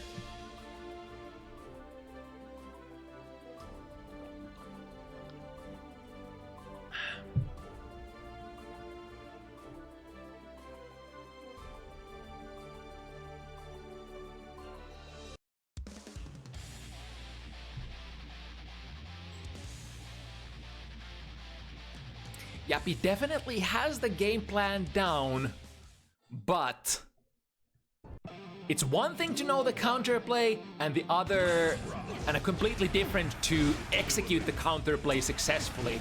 After all, you have to always survive the initial waves of the onslaught whenever playing against Nagoriyuki. This is good though, if we get the RPS out of the corner, and now Nago kind of has to spend resources. Oh, that's a double curse though. A lot of frame advantage. And then disengaging. Oh, that was a sick teleport in response to the super jump forward from Butty. Nah, he's able to get the super between the far slash, the slash slash, and the slash. Far slash slash and or slash. Lots of blood still available. That's a good trade. Look at that. Still able to get the far slash sequence in there. Frame trap, 6k. Not a counter hit though, so Butty wasn't able to get the clean conversion. Spends the burst here. Oh, and the shimmy for the guaranteed kill. That was a tough position to be in, especially since Butty was like basically maintaining the blood balance really well. Backdashing out of the potential -3 situation. Or rather the Beyblade, which is usually -3, and has to be, you know, followed up on the Nagoriyuki side if you want to just avoid getting thrown. Oh, powers through. And spends a lot of... Oh, I was about to say, that's a kind of a sick burst. But Butty was able to get the credit card swipe in there. Still popping, though. And that should be a kill. Unless we miss! No OTG either! Chip damage territory, Butty knows. Ah, that chose to... was definitely blocking there. But I think Butty was super at the tail end of the tension bar as well. Look at the perfect spacing, the immaculate spacing, outside of the throw range, counter hitting, biting, doing everything, plus frames from the clone. And now, how are we getting out of here? Farms the situation with all of these normals. As long as you don't incorporate your special moves, you can keep the pressure going for an eternity. If they don't find a way out, sour spot hit, 6 heavy and 6 heavy. Oh, it stings. It hurts. With the impeccable, unrelentless pressure from Butty. It has been like this since the start of the set. Every single time when Butty manages to get Yappie in the corner, it has been surgical work and a very like blood sort of mindful, relevant. Oh, okay, this time not teleporting into the marker, trying to throw off the expectations of the opponent. Oh, this is gonna... that's so unfortunate. Yappie wasn't quite on the same page there in terms of the blood level. The idea was to use the S Grave Reaper as soon as there was a little bit of, you know, a little bit of a pause from the pressure, but that S Grave Reaper that they probably wanted to use for the escape RPS ended up killing Butty. Oh, the clash! And of course, I think from the clash, does the pop actually trigger? Does the stain actually trigger if you clash? I don't think so. You need to land something on hit or on block. Taking the teleport again. Backdash doesn't quite catch it, and that should be OTG 6 heavy is enough for Butty. The entry rounds, super good for Yappie, but our Nagoriyuki player. Big risks, big rewards. Big excitement, plays it almost perfectly. And takes out his countryman in a 7-2.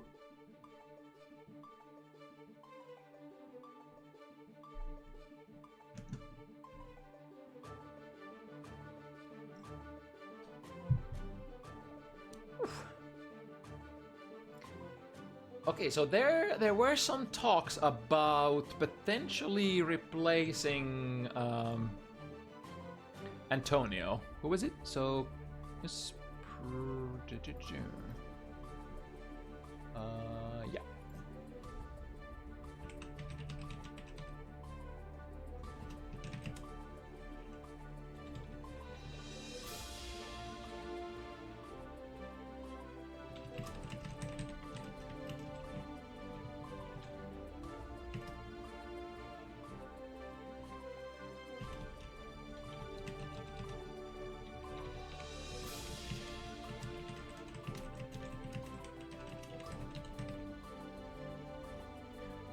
Let me see what the situation is. Was there talks in the chat earlier? I don't think so. Or?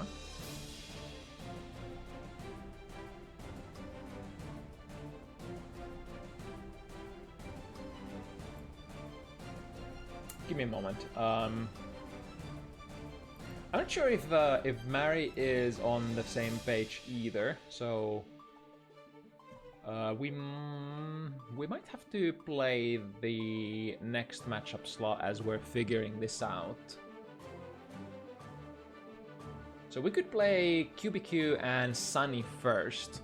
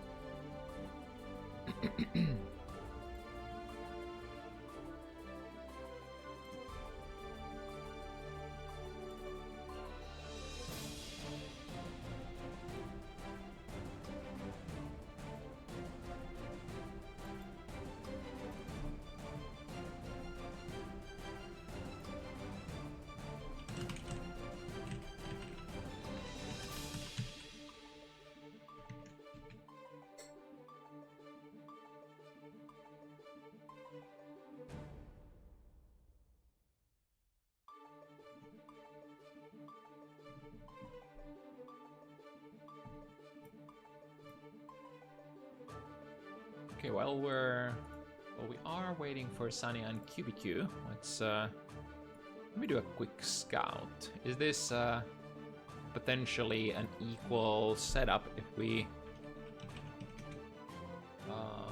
get PRIDUZ? What was Mary's skill level again? Let me get my data sheets.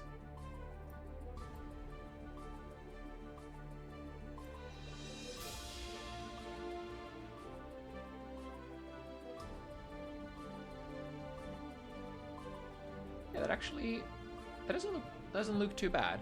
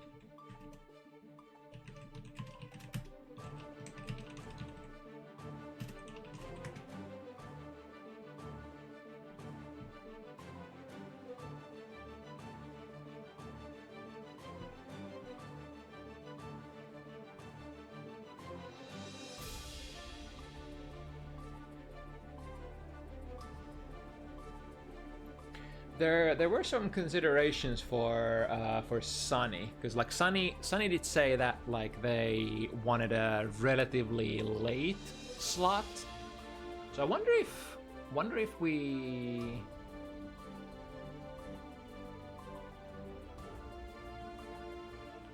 So we do have word from Kubikew. Do we have Sunny as well? Just trying to figure out here if we're gonna play Kubikew versus Sunny or PRIDUZ versus Mary first.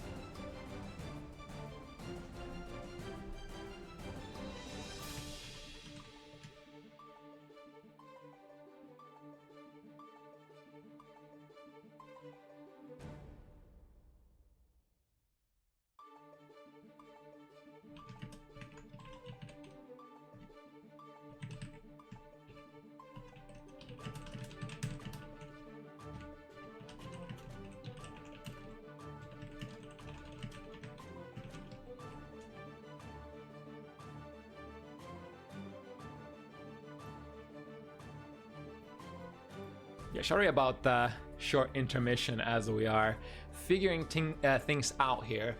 But as it looks now, we are able to substitute.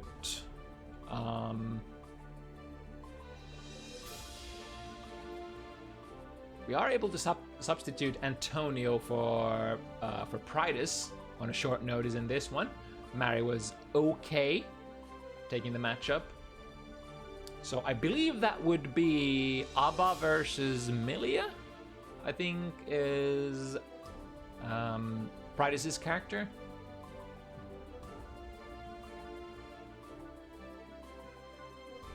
And then if we have Sunny available, this matchup might manifest as well. Although so far, I think on the Discord side, no sign of Sunny at the moment. Hopefully everything is okay. There's also option to play the last matchup card first as well. Well versus Ghozzty. I forgot if Well and Ghozzty had any scheduling problem, or rather scheduling needs.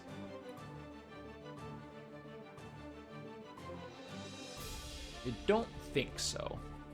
Although, you know, it's always the thing, like when the sort of the roster is set in stone, and even if you're technically flexible to play whenever, it can be like you're making plans on short term and be like, okay, I'm mentally prepared to play the last slot. It can be a jump scare if you need to play earlier than usual.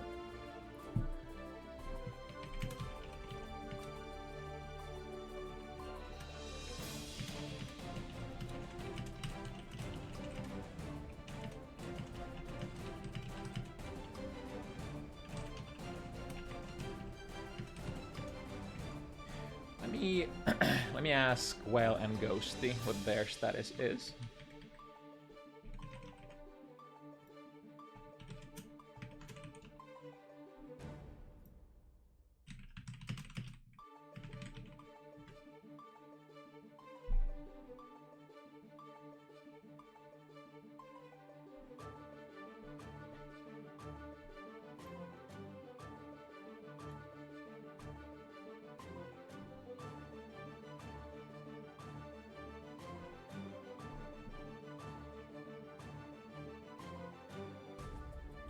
But yeah, how's everybody doing tonight? It's I guess it's an interesting evening as well. Off topic, if you're still watching football, it's actually in like a couple of hours that they have the World Cup finals, right? Might watch that myself, even though I have virtually no interest in football, other than funny Holland memes.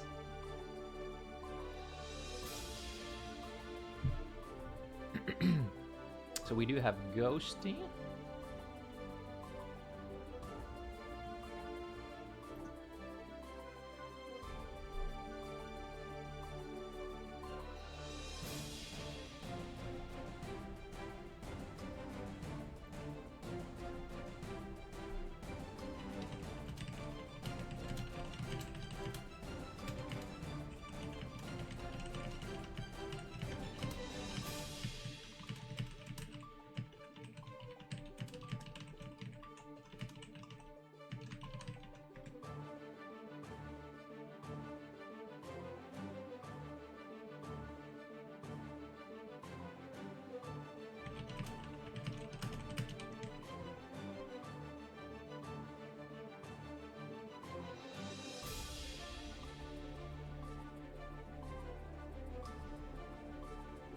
Okay, we do have PRIDUZ and Mary.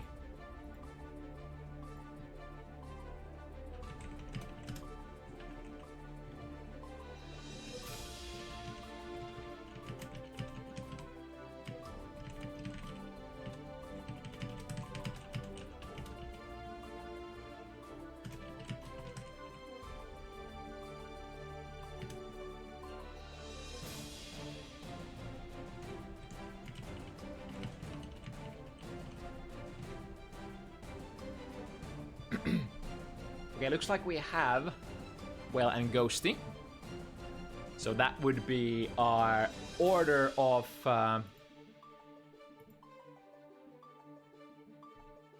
it's gonna be the order that we're gonna play this.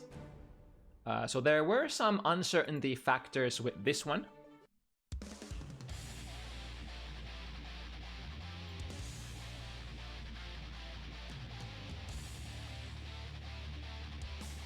I guess the players wanted to connection test here, so I guess this one doesn't count then?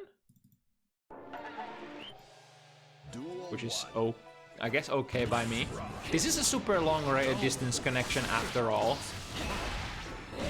So I'm not sure what the you know, what the course of action is gonna be, but I guess we'll figure it out here shortly. It is, you know, UK to Egypt connection after all. So always a chance that it's not gonna work out perfectly, but fingers crossed. Okay, looks like it's good, so we're gonna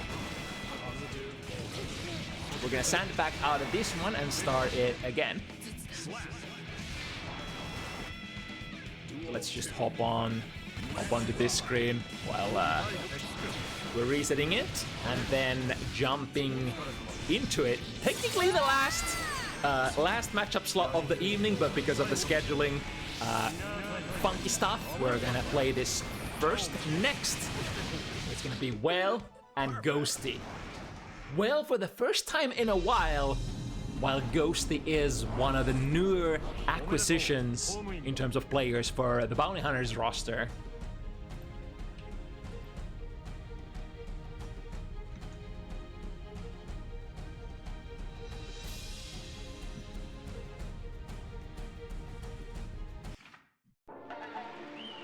Right, here we go. From 0-0, the lane switched and we're good to go. So another Zato matchup here played by Well. Ooh, gets grabbed out of the, goes for a hard bait on the super as well, or the burst. Getting all my words mixed up. Sunboy to break the wall. Ghozzty has a lot of juice though to defend here. Not only is this Biken having access to the potential red parry, also 100 meter unleashes it. Let's see. Well, able to successfully block it into a big counter. Immediate burst from Ghozzty. Cleaves the air back and forth with the TK Yozan from the BRC momentum slingshot. I think that was probably plus frames as well when you hit it like that. And now Whale's turn. Turn on the heat. It's a wall break. Can't take it with the Sunboy, so this makes sure that the little Butty is gonna be ready to mix it up in the follow-up situation. YRC, it's both Zato and the puppet. TK Yoza, no meter to spend into it, so that's gonna be a single hit into corner pressure, counter hit. That's gonna be a good one though. Well, basically had no choice but to gamble on the burst on the last hit points. It's on. Ghozzty getting the first game.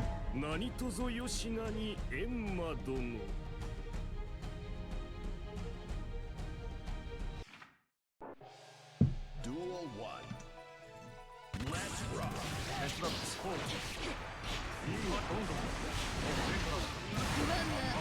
Right, getting an early burst here. Well, after basically the first first round has been pretty much on fire, but I mean, you would kind of expect it to be so on a character like Zato. When you do manage to get the sandwich started, you do manage to get into the position to pressure the opponent with your Butty.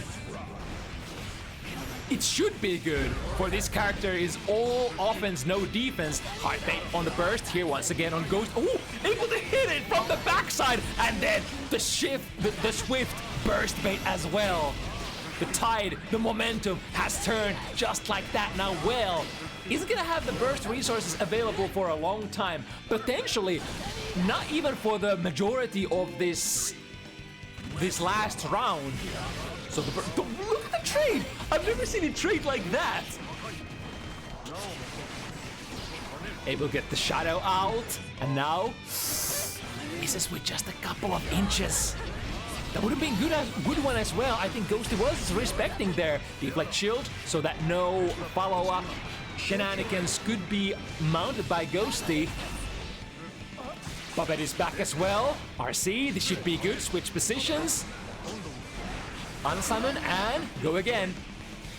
First to basically negate both the pressure and get the little guy out of there momentarily. Oh, good read here. Pulls them together with the Butty. Deflect shield was the choice. The defensive RPS option choice for Whale. It does not end up working out though. Wait, didn't Whale get a game in between, or am I crazy? I think it was just super even. Ooh, not even going for the air throw. Just mounts the big guns to too heavy. However, Ghozzty wakes up with the reversal. Frame 1 parry. Ooh, taps the 5G from very, very far away. You can kind of play footsies like that if you're worried about Baiken doing like a reversal parry. Because like from that distance, I think the parry animation doesn't activate. You just get the reject animation instead, which is still like an okay position for a Baiken. Alright, respecting the gun, going for a super of her own. Finds the target. That wasn't a punish. I think Ghozzty tried to do something after the gun. Ooh, that was a value jump slash. Catching both Whale as well as the Puppet. Reversal parry working out once again. Tries to meet it with the heavy Butty. No dice this time around. That's gonna be minus, I think, when it hits from that angle. But good defense. Just an organic, classic, old-fashioned, just block it out. Again, the super will come out no matter what happens. Like, even if you get hit, I'm pretty sure that Amorphous still produces the big hit, even if you do get hit there. So, well, riding that insurance, getting first point on the board. Starting with the instant air, that's Yosansen. Oh, cleave it, Queen. But from the back throw. Land grab, setting up the mix-up position. Ghozzty's like, nah, don't want to do it. Good timing there on the offense by Whale, or maybe misses the timing on the Ghozzty side. It's of course like really difficult. It's a really difficult tool to work with. Usually like a Labbers kind of a tool if you want to go for those red parries. So basically, attempting a parry during an active block string, the active frames of the parry are greatly reduced, but if you can hit the difficult timing, you can basically completely negate the offense from the opponent. Or rather, get in RPS at points where other characters just generally can't do much. Got them with the 2S. YRC. Oh, the reversal parry. That's what we were talking about. When you get the parry from much further distance away than you would love to, produces the sort of the reject animation, which of course can be dash cancelled as well for plus frames on Baiken's side. YRC still forced to block. Was able to recognize that there was actually active 2K available, or active on Ghozzty's side. From a nice little combo. Able to bring another game home here. Duel 1. Let's rock. Cut them out of the sky with the jump B. Followed up by shadow pressure. Another important one. Able to get the knockdown on the counter hit 6B. Burst resources once again utilized in order to basically nullify the win condition of Zato. Kind of like so, but I mean, the idea was there to, like, what you want to do is you want to try to get a hit on the main body, on the YRC, on the burst, you know, so that you both get the puppet, but also don't get punished yourself. That's a long-winded way of saying just hit your defensive option. Straight into the far slash. Good spacing on Whale's side. This time, the very high altitude air dash into cross-up Yozan. And another Yozan. Boom shakalaka. Looking good for Ghozzty. Duel 2. Let's rock. Let's see if Whale is able to weather the storm. The momentum, of course. Ooh, gets a far-range parry here. Dash through with the charged follow-up of the heavy kabari. Gets another parry. Yeah, it's one of those RPS, or like one of those tools that is hard forcing RPS and hard forcing the opponent to behave slightly different than they would in maybe some other matches. You can't even safe jump it either, like you would maybe other DP characters, because it is a parry after all.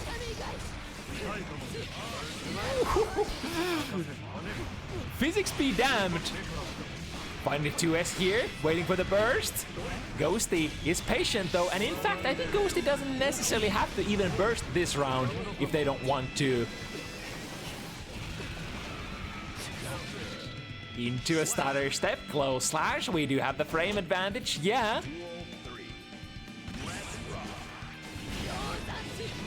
Ooh, what was that angle?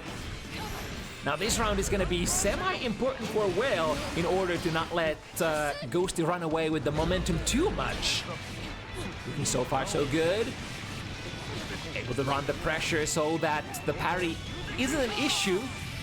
Rip on their little Eddie gauge as well. Moving on to this hard knockdown.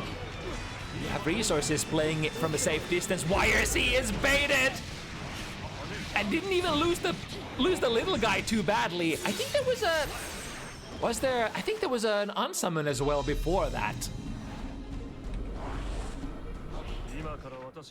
Although you do have the luxury of, or rather the grace of the newer patches of like not completely losing your puppet gauge if you do get hit. You only lose you lose the puppet at a threshold where the gauge was at the moment when you were running your pressure. This is the green with the red parry once again, and the punish here from Whale. Little guy coming back soon as well. And now, one hit away from getting a really fast... Oh, that's so smart. So what Whale wanted to do, recognize that Ghozzty could drift forward from the extended round start position, but if you do put a button in there, such as like a fast 2K, 2P, stuff like that, the opponent can't really like press their advantage without using reversals afterwards. Unfortunately, I think Baiken is one of the best characters for, you know, countering that kind of situation, because you can see if they try to poke at you and then just come out of the drift BRC with a parry immediately. Ooh, look at the hit! And still converging! That was crazy from Ghozzty. A little bit of unsummon action here. Make sure that we do have the resources to run pressure afterwards. 6 heavy into a command grab again. Eddie's back. Here comes the leaps. Quick wall break. Unfortunately, would have definitely liked to do a Amorphous there. Are we gonna go? Yes, indeed. Going for the Amorphous. I'm not sure if you can actually parry that. Is Amorphous considered a projectile? Maybe nowhere in the chat will know. Starting with a far slash. Good RPS this time from Whale. has been able to bring it even. So this is where the set gets super duper exciting.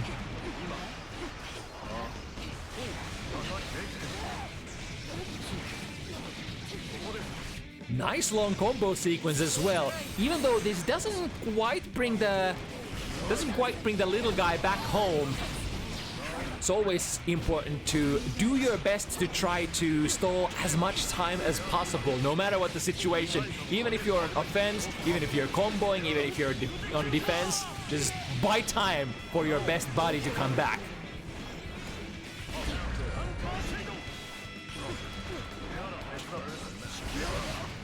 Ooh, that's a decent trade for Ghozzty for sure. Even if you got hit there on the way out, getting rid of the puppet, super high priority. Basically like the most stable step 1.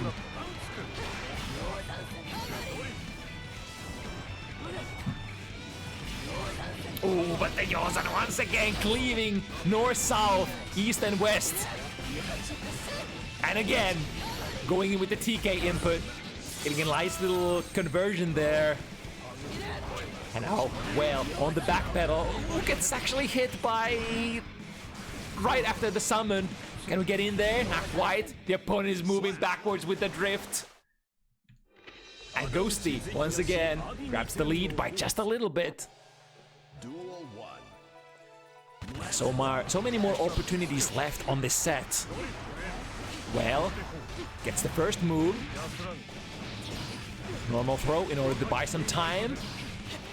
One more hit, there we go. And the little guy is ready to be unleashed once again. Block these absolutely unseeable mix-ups, maybe. Yeah, that's so smart. The Yozan coming out a little bit too slow to do anything about it. Although, it's kind of an interesting RPS option, because like if the opponent is kind of like trying to wait out your air throw tech attempt, for instance, they might be stalling out too much and then because of that get hit by the Yozan coming down. Speaking of Yozan, everybody's favorite button, Yozan said, super high up from the super jump. Misses the meat timing though. So getting back thrown for their troubles. Yozan goes for the 6P in the right direction. Will has gotten the hang of the RPS. Refunds the little Eddie Gage as well with Sun Void. Now, there's not a whole lot that you can do on the Ghozzty side other than just defend organically. Nice. Not enough though. And the summon. Ooh, perfect timing on the jump slash. Well, was trying to like summon and unsummon into oppose there. YRC. But it's not enough. The +10 that you get and the massive amount of pushback that the modern patch YRC actually inflicts. Duel 1. Kind of enforcing these like slightly different kind of RPS situations than we had in the past. Hard to the burst here. Well, not ready to bite. In fact, goes for a gold burst instead, getting good amount of value as well as avoiding Ghozzty's momentum. Oh, there's the classic. There's the classic. Straight back from the 80s. Wake up, or rather, initially start with the oppose, and if the opponent tries to jump into you, anti-air them with a too heavy. Now more pressure inbound from Well's side. Cash out big time. Was able to get the unsummon there so we can actually go for the more damaging super. Gets caught up by the overhead. So tricky, pulls them back on the ground with the jumpy, and then another Mixerino. This is Sato at his best. Oh, is that a plus for, I think that might have been actually plus for Ghozzty. Connecting on the air-to-air situation. After all, if you get caught by anything in the air, you know, even if you have to block, you do enter a brief period of landing recovery in Guilty Gear Strive. Overhead, once again from the 5D, immediate burst by Ghozzty, and we get out. Yes, indeed, the momentum sling catches well landing as well, 5P, but then the resource burn to flip the situation on its side. Goes for Sun Void. This could be checkmate. Like, there's nothing technically that Ghozzty can do. Yeah, even if you get like the red parry, what's that gonna do? Well, he's standing at a spacing like basically 2 kilometers away from you.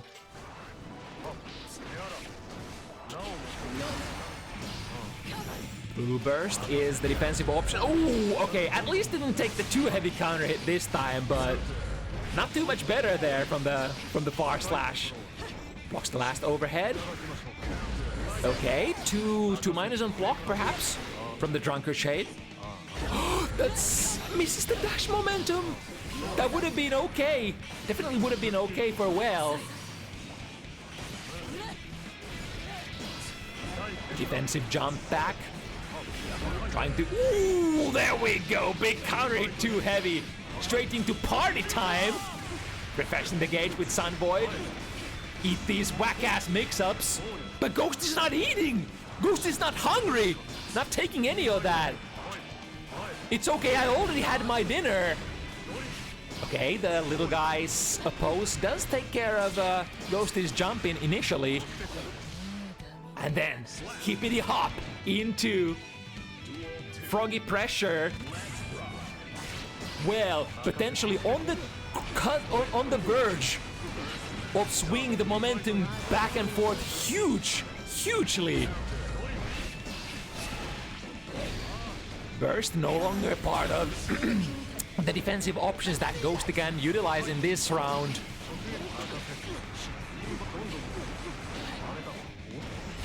Ooh, good read, however, wait, is this gonna convert? Yeah, it still converts, absolutely crazy. Now this means though, oh, we're just gonna surf in there, is that enough? Not trying to go for a conversion. Misconversion though, the little delay there. Oh my god, so I can't even keep track of all of these RPS options. Good stuff from both players there, but in the end, well, gets the last say, gets the last bait, and now, just like that, well, did I miscount or is it already 6-4? Damn. It was just yesterday when Ghozzty was still on the leading position. Oh, gets the around the world Yozan. Oh, that's so dirty. I get hit by that all the time though as well.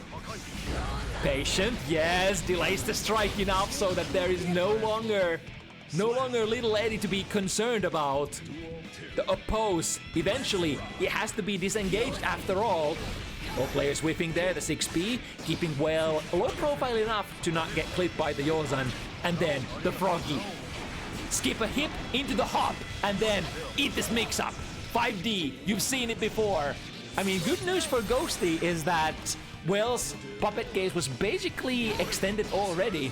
So now going into this recharge period, losing the full gauge, and then the snipe. From the other side of the screen, jump slash, the old faithful, trying to back out. Ooh, but the 6 heavy, from what angle? I mean, realistically, the Yozan does kind of bring your hurt box about. Can we finish with this one? Into the gun? It is enough! Ghozzty fighting back tooth and nail. And gun, and sword, and whatever Baiken has in his her repertoire. One more for Whale, 2 more for Ghozzty. Can we make this comeback?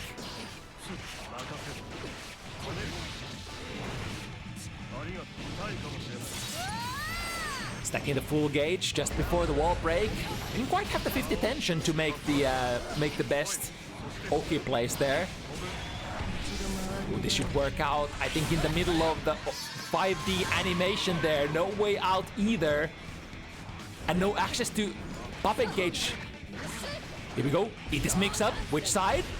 Blocks it correctly. Well, absolutely cracked. There could be a burst here for Ghozzty, but might have sensed that there was some sort of baitery, some sort of shenanigans in the air. Just as well disengages the big wall of Zato. That's when the strike comes in. Ooh, not this time though. Even though that wasn't a counter hit, decent amount of damage converted into command grab mix-up. What can we do next? A little bit of the same, and even if you jump out of this, historically, Zato is one of those characters whose command grabs just cannot be hard punished. Cannot be punished even if you jump out of that, as long as you're working in tandem with your little guy. Set point well. Is this how it ends in the end? Or do we still got mixes to be mixed? Well, successfully stands up for the overhead. What's the deal here? I think shouldn't be able to get out of this amorphous. In fact, plus frames for Eddie. For Zato. I mean, at this point, Zato and Eddie kind of synonymous. They fused into the same being, so, you know.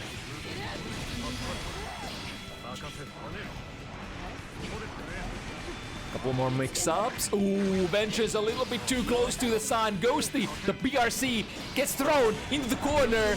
Are we blocking? Can we block on the whale side? Answer is no. 10-T-Jin. Ghozzty able to bring it even once again, and it's gonna be the last stride. Last game. Who's gonna bring it home? Is it Ghozzty, one of our newest Biken players recently added to the Bounty Hunters roster? Or is it one of the classic Zato regulars from back in the day? Well, last one. No takebacksies here. Mixing it up, gets him with the low, and still has a decent amount of gauge on the puppet meter to make a cool little combo happen. Who got hit? Eddie was left behind. It's okay. We're gonna mix it solo. Fuck it. YOLO, we'll do it live. And that's a game. First set point. Well, Ghozzty is definitely not done here and has a lot of resources to make this happen as well. Both players full burst, but the momentum is definitely on Whale's side. Not only sitting on a round lead, but also Ghozzty having to spend their burst first. Here comes the mix-up. Gets hit initially, no conversion, refund, baby, let's go again. You're in the mix with DJ Whale. Can we get, yes indeed, an anti-air that looks absolutely warps the space and time. Indeed, a Schrodinger's anti-air. This ain't quite gonna be it. Has to break it with the 6P. Sorry, 6 heavy. Break forward, tries to go for the throw, but we have the burst. Did Ghozzty hit a button? Is it over like that? That's blast into a mixer. Low, high. And that should be it. Converts into a mix-up. And even if you block this, there's more on the horizon. Well, has been able to come back from not the largest point deficit ever, but a point deficit nonetheless. Ghozzty started out very strong, but slowly, well, clawing her way back from the not the trenches, but from a little hole, just a tiny little hole, like a 2, 3, 4, 5 centimeters deep hole. It's a hole nonetheless. Either way, we got it. Good stuff. Okay, now let's figure out which match we're gonna play first. I think it's the PRIDUZ versus Mary set, if... This one?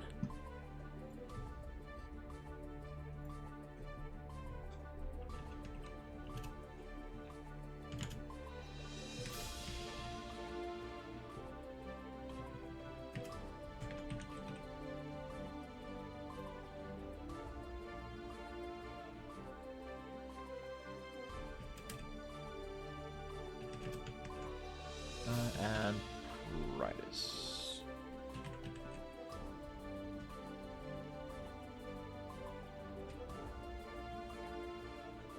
Okay, so don't let this card fool you. We unfortunately had Antonio have to resign from the competition, but we've had PRIDUZ offering a last-minute stand-in angle here, which is kind of a cool, convenient turn of events, because I think PRIDUZ and Mary are almost like dead even in terms of like skill level, as far as, you know, the numbers tell the story. Let me actually fix PRIDUZ in here as well. And let me... What's the flag that PRIDUZ has been usually rocking with? Sorry, as the matchup starts, let me quickly pull out an alt data sheet. Duel 1. Let's rock. This is on Polish flag, right? I think that should do it. Oh, it was already in the data. It was all in there already, no problem. Okay, so PRIDUZ with the ABBA pick, as we predicted. Definitely juicy damage available for ABBA's side if we ever manage to get the full throttle on. But at the moment, Mary holding down the fort, being also one of the fastest characters in the game, poses maybe different kind of difficult options for ABBA to solve. Is, you know, I think ABBA sort of suffers against these characters who are really good at avoiding you. And I mean, a lot of characters would love to do it in the form of sort of zoning you out, which is definitely not what Milia does. But Milia, being such a mobile character and being able to attack from variety of different angles. Oh, but hold that thought. We got the first offensive started from PRIDUZ. Of course, it's definitely in your best interests when you're fighting against ABBA to spend all of the resources that you can in order to sort of just push her away, defend the onslaught of the Jealous Rage. Oh, the jump! Look at that! Comes down from the angle where it kills the Bad Moon from Mary. And now tries to make as much damage happen as possible. Not quite the kill. I think this is the safer option. Could have put it. Where does that 2S hit? Oh my goodness. I mean, it is the Jealous Rage 2S after all. And the type of anti-air that ABBA is generally working with, the 2S, does hit from both sides. Here's a 30 frame. Reaction check. Wipe check. Are we awake? Can we block those? It's kind of nutty. You have a character who can mix you up in so many different ways, such as, like, you know, Milia can do like an immediate instant overhead Bad Moon, or can even go for a 6K. But no, you're actually like presenting like a super slow overhead. Maybe that's the mix-up. And if memory serves correctly, Mary actually likes that fully charged 5D quite a bit. Wait, wasn't Mary the Milia player who had the, you know, the brain destroyers? I mean, that could be part of your like mix-up game plan if the opponent tries to defend against you with like a predetermined, like a fuzzy low-high timing, and they have a particular timing where they're like blocking high and then blocking low again. If you instead do like a super delayed high, it might catch their fuzzy block. Maybe like that's the lore. A little bit of the Jealous Rage gauge back. Here's a pop, but I think Mary is not in a position to punish it. It is only 10 frames of forced recovery that you're gonna go into, during which you cannot block anymore. Ah, got the 2K, but the 2D actually does not connect, unfortunately. And now you're in the mix with DJ Milia. Both players drifting forward. It's PRIDUZ who has the balls to press the buttons first, but unfortunately doesn't get much out of it. Now, You might notice that in Season 5, Abba no longer starts with 50% of her Jealous Rage gauge, which is like, you might think, like, what's the significance? That's not too bad, right? You can still install immediately at the start of the round, but no, it's actually extremely relevant. Because like 50% of your gauge was around the range where like you can just cycle her resources into one another. So like jelly into tension, tension into jelly. But if you start with only 25%, it's like the math suddenly does not math as easily. That's kind of like one of the cursed features of Abba this batch. Or like you could even say like it's justified. It's like the Season 4 Abba just had way too like had the resource cycle just happen way too easily. Now instead Abba kinda has to work from the round start and interact with the opponent. Because even if you like if you choose to install right away, it's just way more hard to make it happen. But speaking of making stuff happen, Warrior C up high in the sky. I think this is not punishable. Mary gets out of there with Milia's evergreen mobility. Jump slash to keep them in the corner. Abba, the air options are not the best. Even if you do get a jump off, your jumping angle is generally like kind of okay towards like in the x-axis where you can come down with your jump D. But other than that, like not the best prospects for Abba to move around in the air. Gets mixed up as well. Too far away from the burst. Burst that you probably wouldn't spend here anyway. There we go, get slammed out of the sky with the jump slash. Big Milia air buttons. Ooh, that's ends up being a rather neutral trade here. PRIDUZ still, ooh, the timing on the burst is good. Can we get the anti-air 2S? However, Mary on board with the RPS options knows that you should not mess with that 2S from Abba if you can avoid it. And she definitely has the options to zoom around. A Jealous Rage. A storm that has been weathered for now. And being under that 20... Ooh, negative penalty, ha! So Mary losing all of her resources here, but maybe that does not matter at all, because she's zooming back and forth, and as long as PRIDUZ does not have the jelly threshold sort of fulfilled or reached, there's really no way of ever getting access to Milia fast either. If she's on the other side of the screen, she's on the other side of the screen, and you have to just deal with it.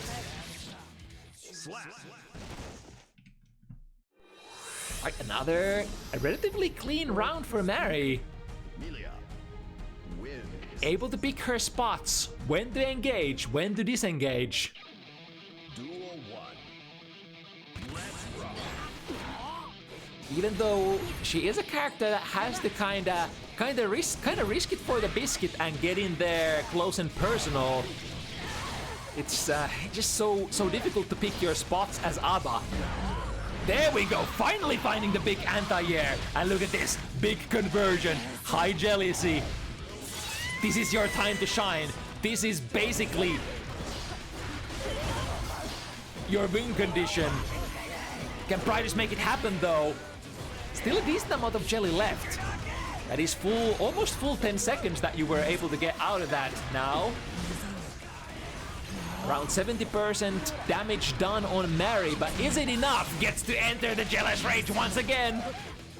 Because it's a little bit too close. It is like one of the combo. Ooh, 2S, still combo, despite the pop, not quite.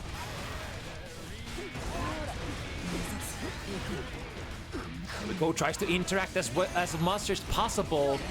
Connecting with those special moves on block builds a little bit of Jealous Rage gauge back slowly.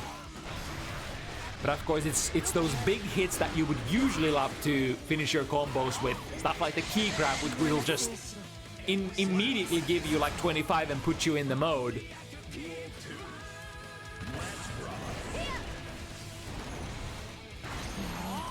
Back to interacting. Yeah, even with the long-reaching 2S from Abba, Mary making her so unavailable. Those jump angles.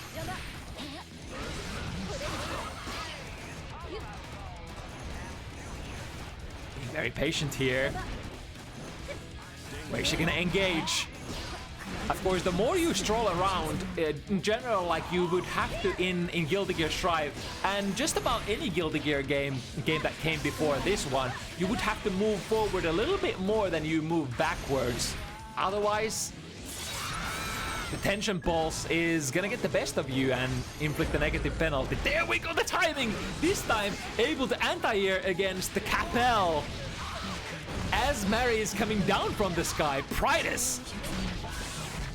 Full tank, break the wall, this is looking good.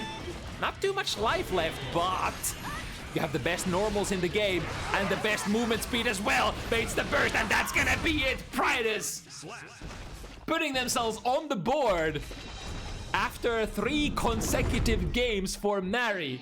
We have entered the not free zone, and maybe we can go even further beyond than that. This is only the start of the set after all. But with the 2S, immediate burst. It doesn't want to get locked between rock and a hard place, or maybe key and a hard place with jealousy rage gauge available. Trying to find these anti-airs, but it's tough. Like even if you get sort of dragged into this mud fight that Milia is trying to present to you, like being high up in the air and being like, okay, go air to air, go airborne, Abba. I dare you, I double dare you.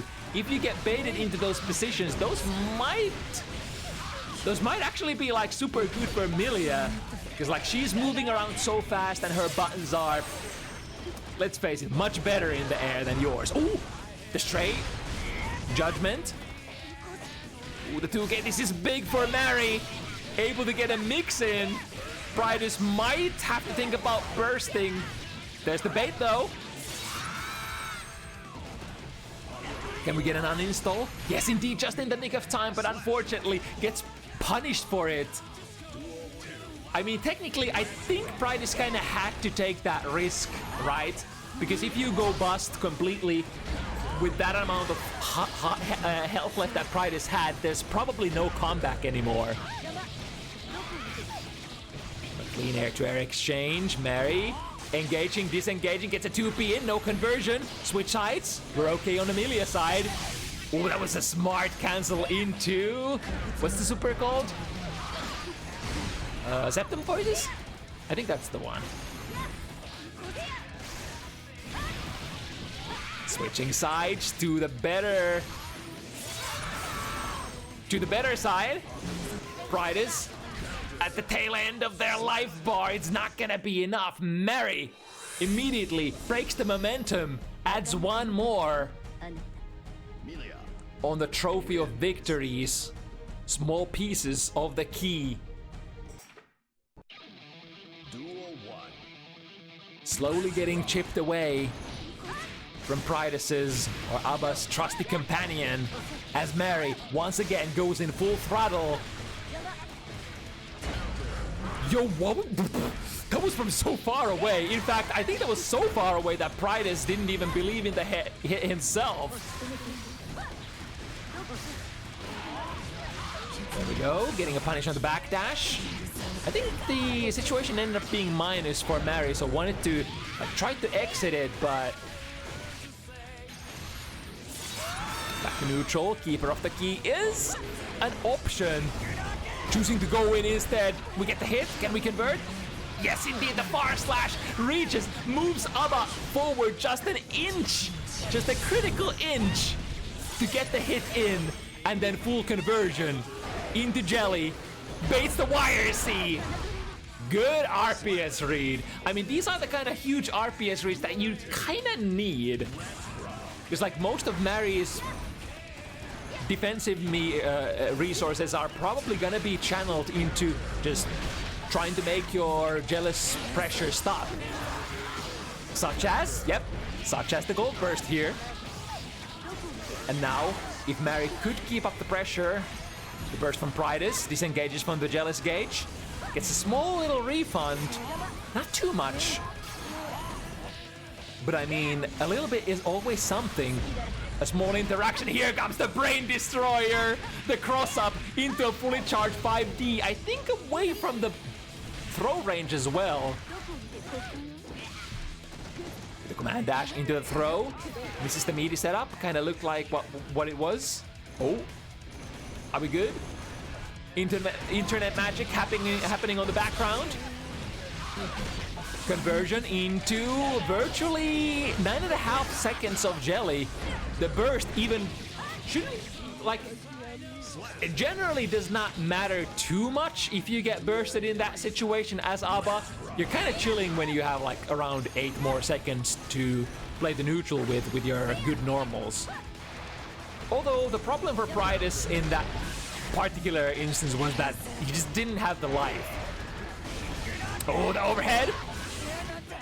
Stand shift into more. This is exactly the whatchamacallit, channeling one resource into another that ABBA, of course, still can do in this patch, but has to work a little bit before that engine gets rolling. And now with the 100 tension, you bet your ass PRIDUZ ain't gonna run out of that resource. Burst, yep. Burst from Mary's side as well. But finds the anti-air too, as I think that should be like a little bit extended. Like reaching a little bit further even than the normal version 2S, which is like pretty long-reaching, pretty vertically high-reaching anti-air in its own right already. Tries to align with the air position of Mary's, does not work out. Both players unleashing bursts. PRIDUZ with the aggressive one, and then immediately Mary with the defensive.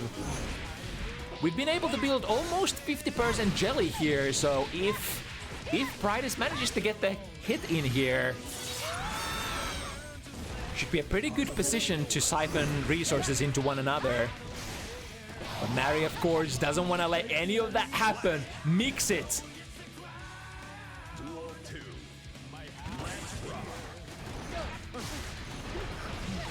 Strikes with the Park Slash from the plus frame precision.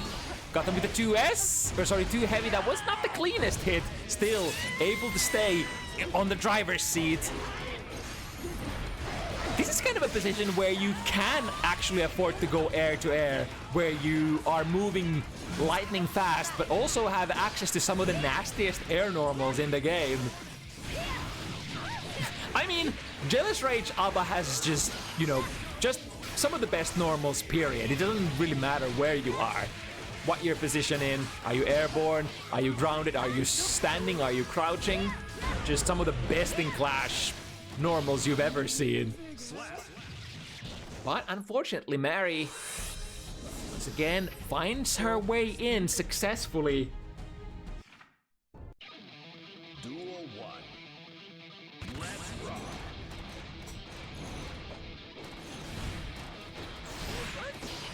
It's a TK Bad Moon.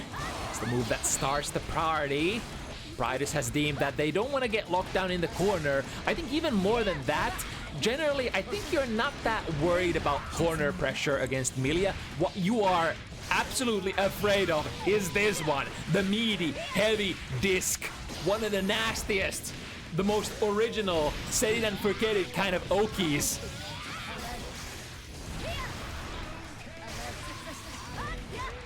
Basically, the poster girl of blender pressure in anime fighting games.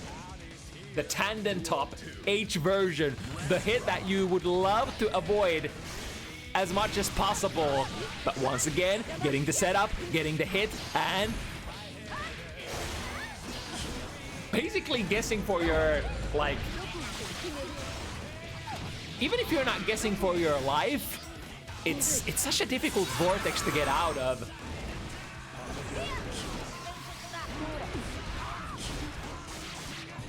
Minus on the drop kick, unfortunately. Long gone are the times of, you know, just being able to do the hop kick on your opponent and then RPS them afterwards. And I mean, even in a previous patch, I think... Ooh, wait! Hold! Hold! Can we activate here? 2K connects, but they got a 2D! A little bit too far. And Mary moves on with blazing speed. Now in a somewhat overwhelming position to just end the set here. Guess it's correct. On the round start gambit, 6P completely destroys the hop kick. Little bit of a stutter here. Can still get the heavy mix-up, or the heavy disc mix-up. Tries to anti-air PRIDUZ on the landing frames. And then the mix. Here it comes. Tries to go for the brain destroyer. There we go. Finally somebody contesting that one. Finding a stray hit. Lots of stray hits that aren't converted. Yeah, this is one of the best things that Aba can actually do to kind of force her way in. If you do have the 50 tension, you could go for the hop kick FRC from the air and then mix it up, get a key grab, get plus frames, and then rest is history. Rest is, as you can see here, guess for your life.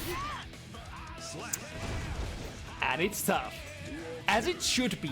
As it freaking should be. When, like, especially in a matchup like this where you're fighting tooth and nail for actually an opportunity to go for your jelly pressure. Once you actually get there, it should be hard to defend with. Mary trying to do something on Wake Up this. Allowing PRIDUZ to get a full 100 meter of jealousy. Keeper of the key working out once, working out as well. That was a clean game for PRIDUZ. Truly a showcase of what this character can do to you if you manage to like win one of the initial interactions on the round. Get a decent amount of jelly, get a decent amount of tension, get a wall break. Doesn't even need to be a hard knockdown wall break, as long as you have like Keeper of the Key available. It's like the opponent can barely do anything after that. You can just secure plus frames without sweating too much. Ooh, big throw here. OTG for the jelly the jelly build. The jelly beans into... Doesn't manage to get the mixer online, but still, some of these mix-ups that Milia can sort of set up from even a discless situations are kind of tricky to deal with. Even a simple jump-in mix-up, like jump-in tends to be like really hard to deal with from Milia. But she'll attempted to parry there and getting punished on the recovery. Activates briefly. Ooh, this is not gonna be good for PRIDUZ. We could get a guaranteed punish here. Unless... Yeah, it takes a little bit of knowledge here. Like, if you are more accustomed to Season 4 ABBA and how the Jelly Pop ended up working in that version, might not have the best sequencing on some of those guaranteed punishes that you can actually now get. Ooh, here's the Keeper of... Wait.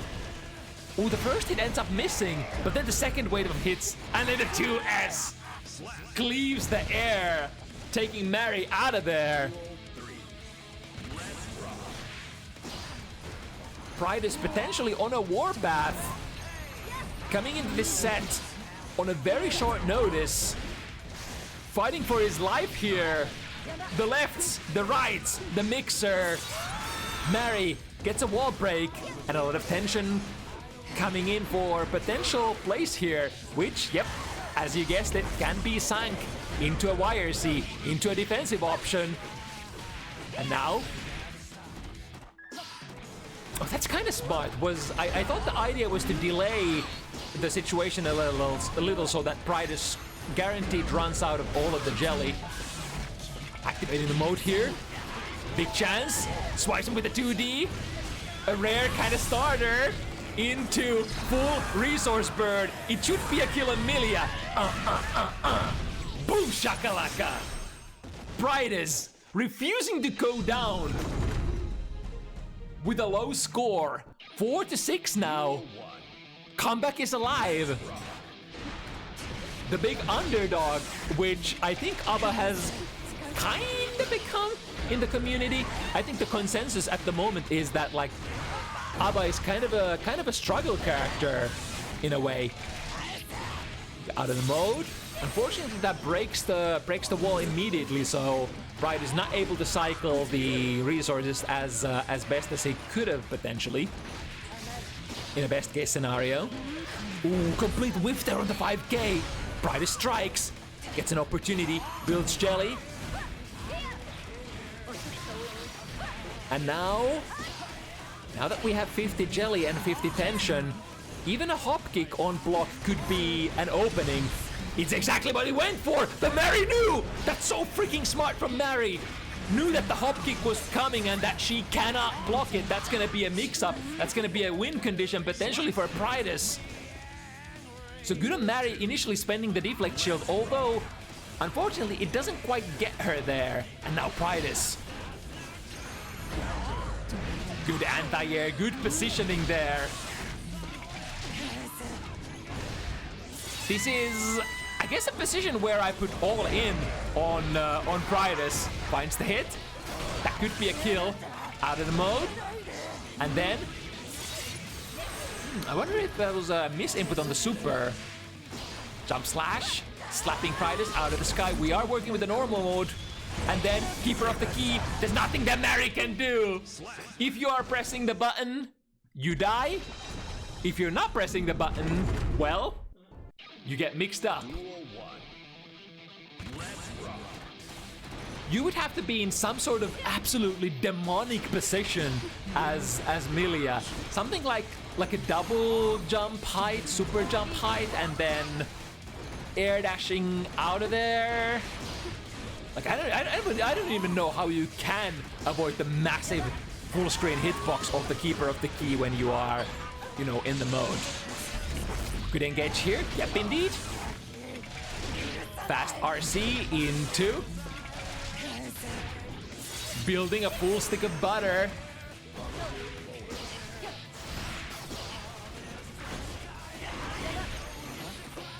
Trying to find an opportunity to play RPS here. Blue RC sees the target above, and like a hungry shark, PRIDUZ strikes.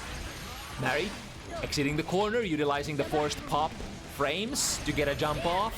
And now we could potentially be in a position where, even despite a lot of damage was dealt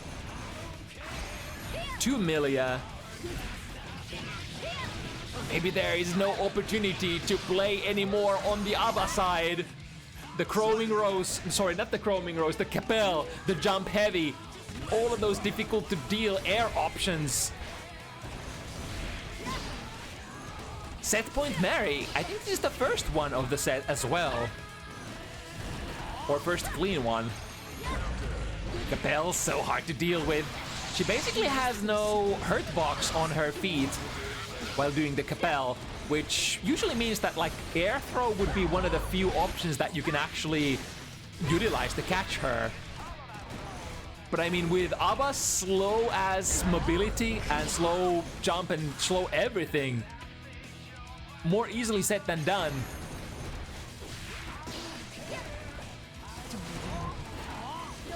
There is a bit of extra jelly on PRIDUZ's gauge here, so if we could get something going on, even on block, that would be nice. But that's a big if. Last minute burst. We are engaged in a life and death combat, which lasts approximately a couple of frames. No jelly left.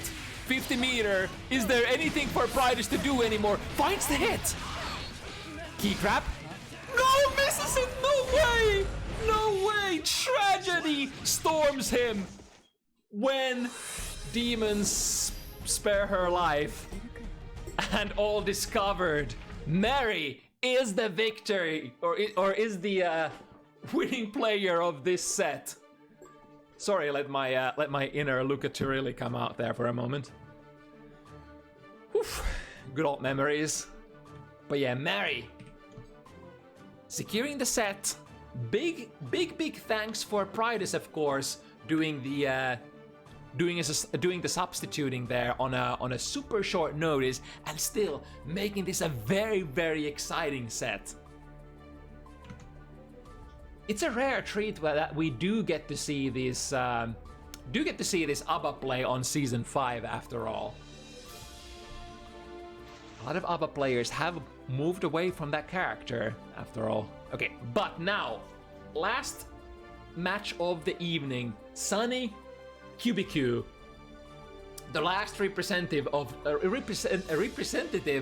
Team Poland. And as I'm slowly running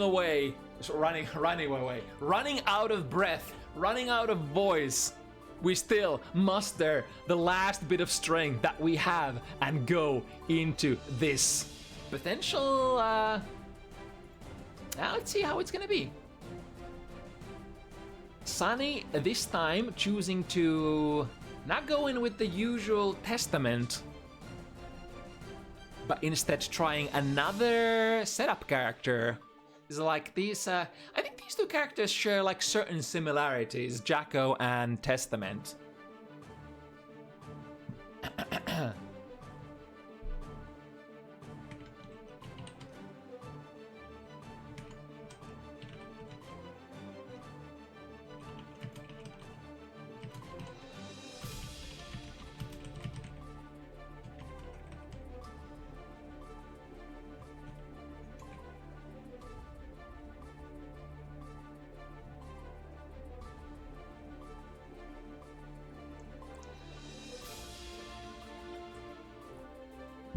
O3 Poland. I mean, technically, Team Poland had at least one win tonight, right? in the country mirror match.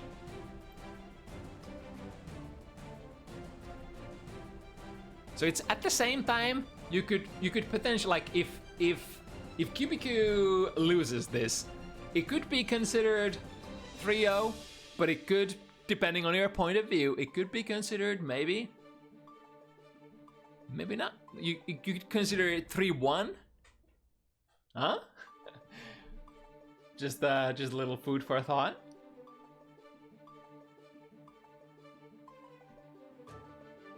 So I would, it's a.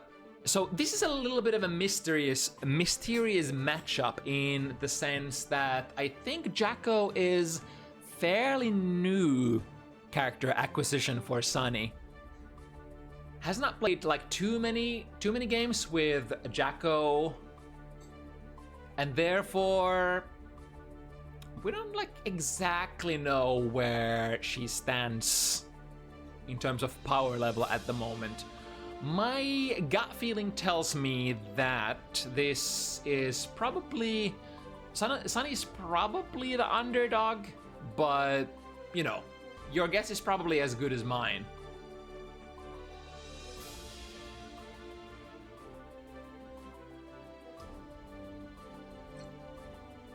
But I mean, in certain sense, this could be a good opportunity to sort of probe for. Sort of test out the waters, like see where we are at the moment. Even if you don't have like a ranked, like a clear ranked rating at the moment, or like rating update rating, a single match can say a lot. Do we have a Kubikew though? It is. Like, there have been a lot of twists and turns tonight. Okay, we got Kubikew. Good. We've had a lot of twists and turns tonight. Some of our matchups have been sort of tossed around in their time slots. Thank you so much for everybody being patient tonight, and you know, being accommodating. Sometimes the circumstances are as they are. But I mean, I think one of the carrying slogans of bounty hunters, or just about any show match event that I have hosted along the years, is fuck it, we'll do it live. It works out or it doesn't work out. Sometimes it does, sometimes it doesn't. But hey, that's life.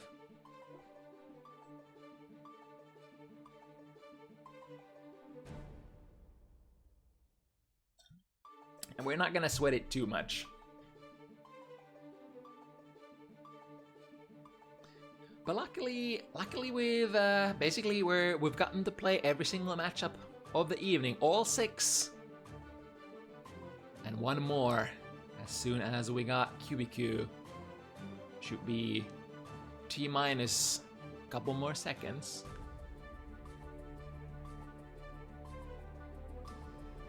Sol gameplay though. Sol is an exciting character. Oh, wait a minute. I just realized this is domestic violence kind of a matchup here.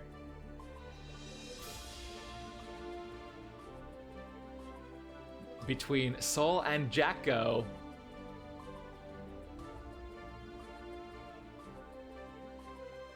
Hit wife. Wife fight back.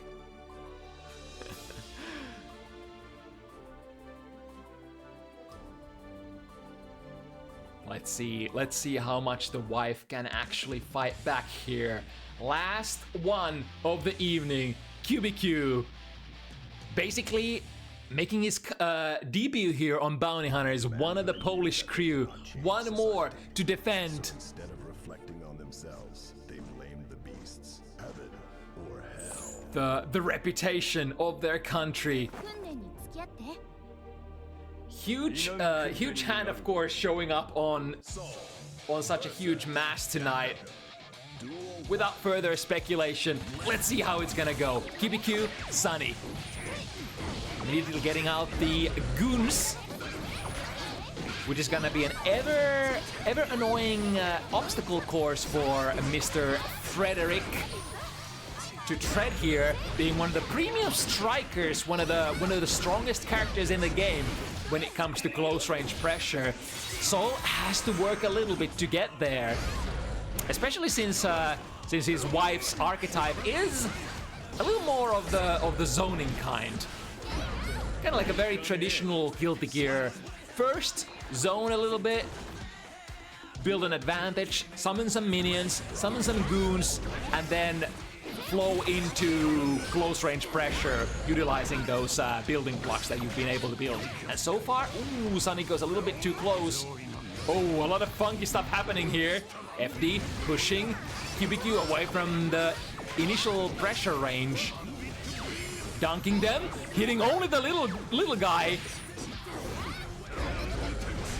Well placed 2S, getting a counter hit, and going for the full screen conversion. Doesn't quite get the wall break here. 2S connects, 5 heavy hits. Or sorry, 2S connects and 5 heavy misses to the detriment of Kubikew. Oh yeah, the far slash sequence, the classic. Far slash is plus on block, but because it has a little bit of startup, if the opponent is attentive or daring enough to press in between, you always can. You can get some fast jabs in there, or just go with the classic like 6P mash. Yeah, 2D fits in there as well, especially if there's so much distance. The trade looks like it's favorable for Kubikew. Get the throw in. Ooh, but the close slash, catching as a makeshift anti-air here. We thought this nonsense was over, but still anti-airing people in Guilty Gear Strive in the year of our Lord 2026. Ooh, that's a big counter hit. 5 heavy, the button that almost all Cell players are always hunting for. The game plan has always been strike and throw for Mr. Pulsara. But it's sort of like the mix-up between after the far slash, is it gonna be another far slash? Is it gonna be micro dash forward? Or is it gonna be the frame trap, which is the 5 heavy that Sol is representing in those situations? This time it's Soul trying to mash out with the 6B. However, not finding a way out. Ooh, little bluff there. From downtown. Surfing forward with the Vortex. Ooh, the 6B. One of the most underrated 6Ps in the game, depending on who you ask. But coming from a Soul background myself, from the vanilla version of Guilty Gear Strive, I would know that Soul 6P is goddamn reliable.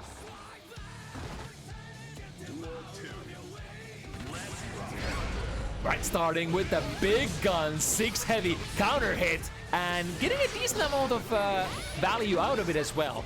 I'm not sure if you can actually like finish it cleanly into Oki as well.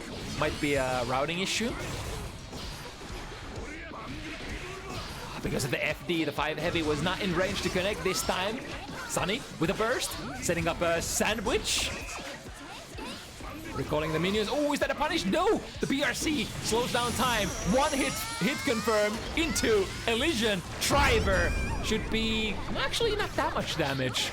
I guess with the light button proration. Tries for the gold burst. Not punished at least. But now let's see, Sunny's doesn't quite manage to keep the pressure alive. Kubikew finding a way to mash out of the corner, and not just that, just going for the full conversion. The Bandit Revolver connects in the air, so that's gonna be Kubikew's plus frames. Into full combo. Misses the, I think that was supposed to be like a micro dash into Tyrant Brave, I think. But overshoots it a little and gets a jump out of that. Switching sides, that's kind of cool.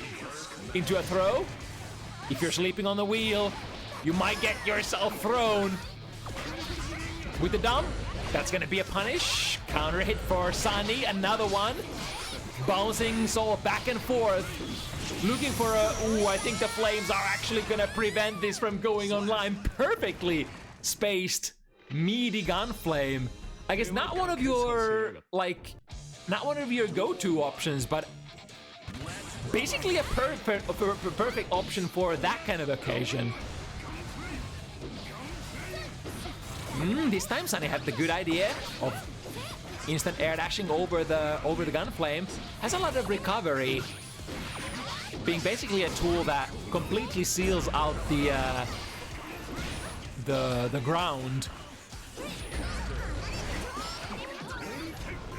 Ooh, that's kind of cool. So using Vortex as kind of a command dash and then going for the PRC, attempting to cruise forward past the huge wall of minions. Finds the target this time.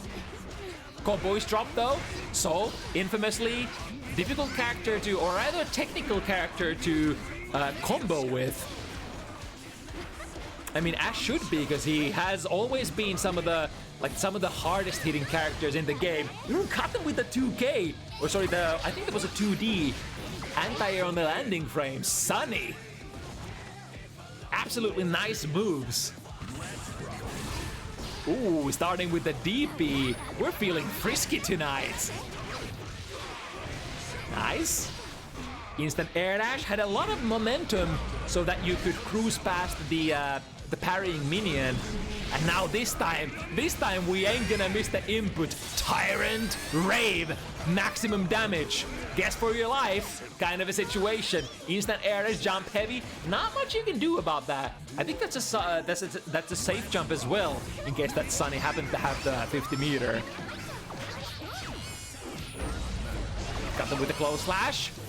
Yeah, doubly important that you burst here. Put Sunny in the corner and prevent the maximum close slash combo damage coming through. Oh, what was that? It was like a low hit into I'm not even sure what I'm seeing here. That was some interesting movement. Options from Kubikew. Kubikew is certainly bringing their own unique kind of twist to Soul. Because I'm seeing some angles that I just don't get to see from a lot of Soul players very often.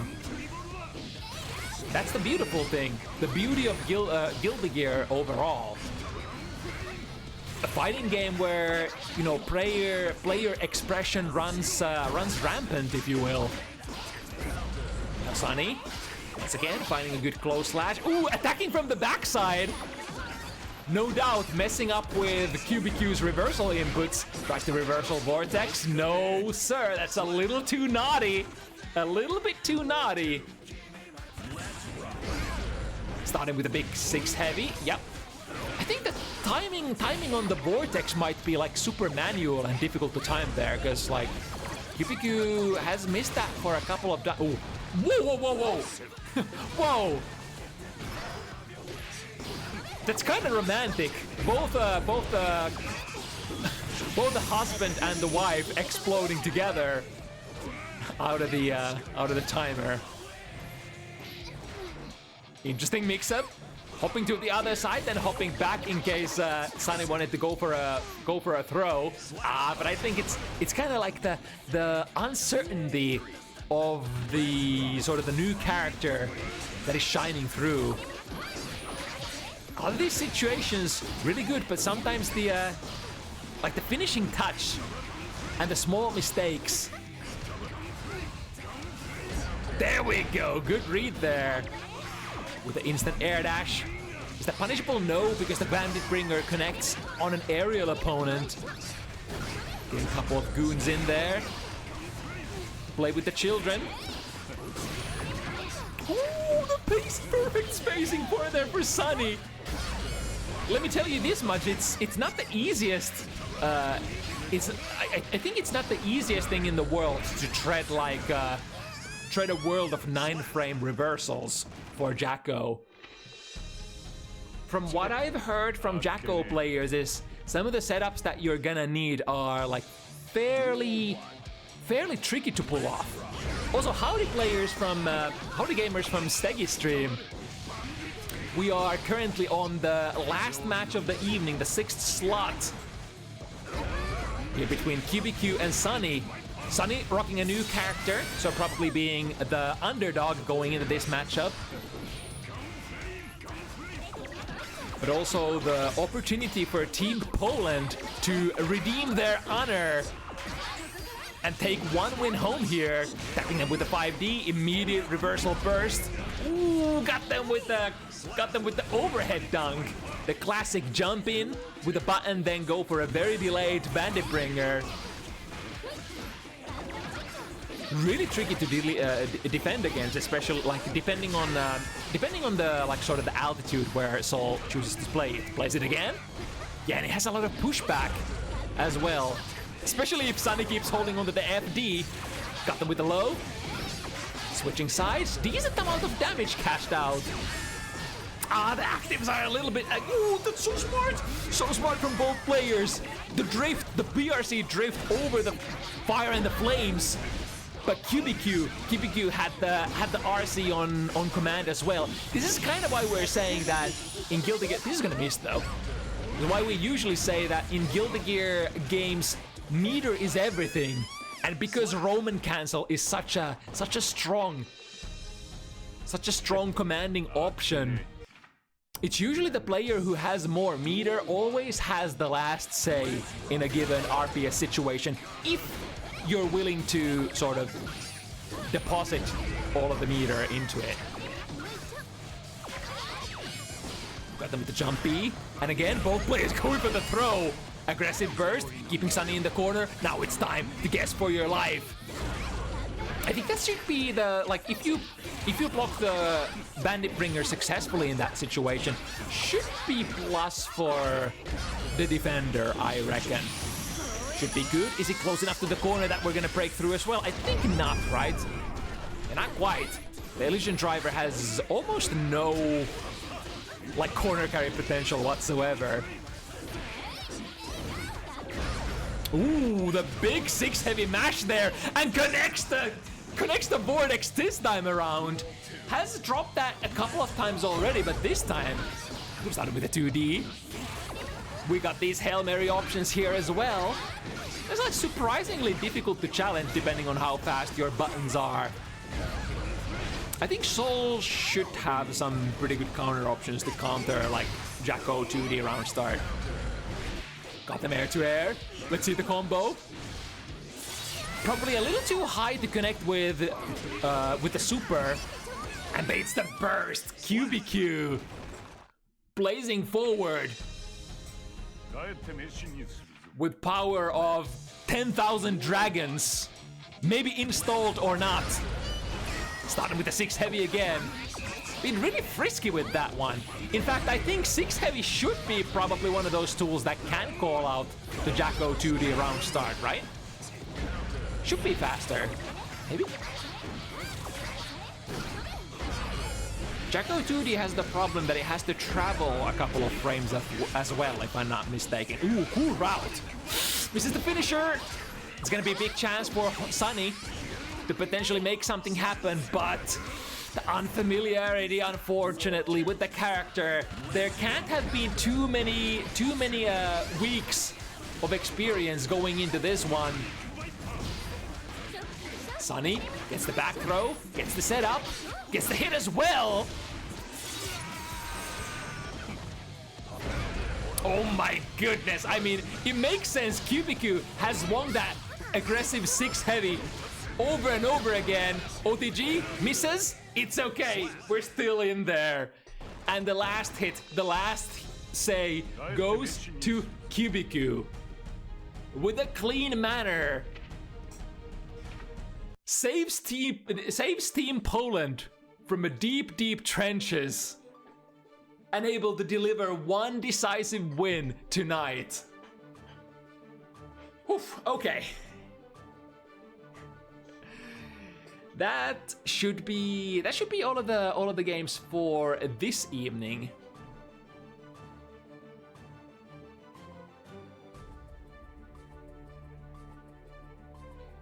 And as the plans moving forward in the near future is, I think Bounty Hunters is gonna go for a small, like a mini summer vacation for a couple of weeks. And we will be back on the let's see, it's on the second Sunday of August, right? 9th of August would be our next target date for the next event. If you're interested for signing up for that one, you can join our Discord already, which is the place where all the signups are gonna be posted. And yeah, we're gonna see you in I mean technically 3 weeks. It's gonna be the first week, then the second Sunday, and then in roughly 3 weeks time is when we're gonna have the next event. Thank you so much for watching. Hope you enjoyed the games tonight as much as I enjoyed casting them. Such a blast. We had so many close calls, comebacks, all that good stuff. But for now, gonna be signing out. Gonna maybe watch some football.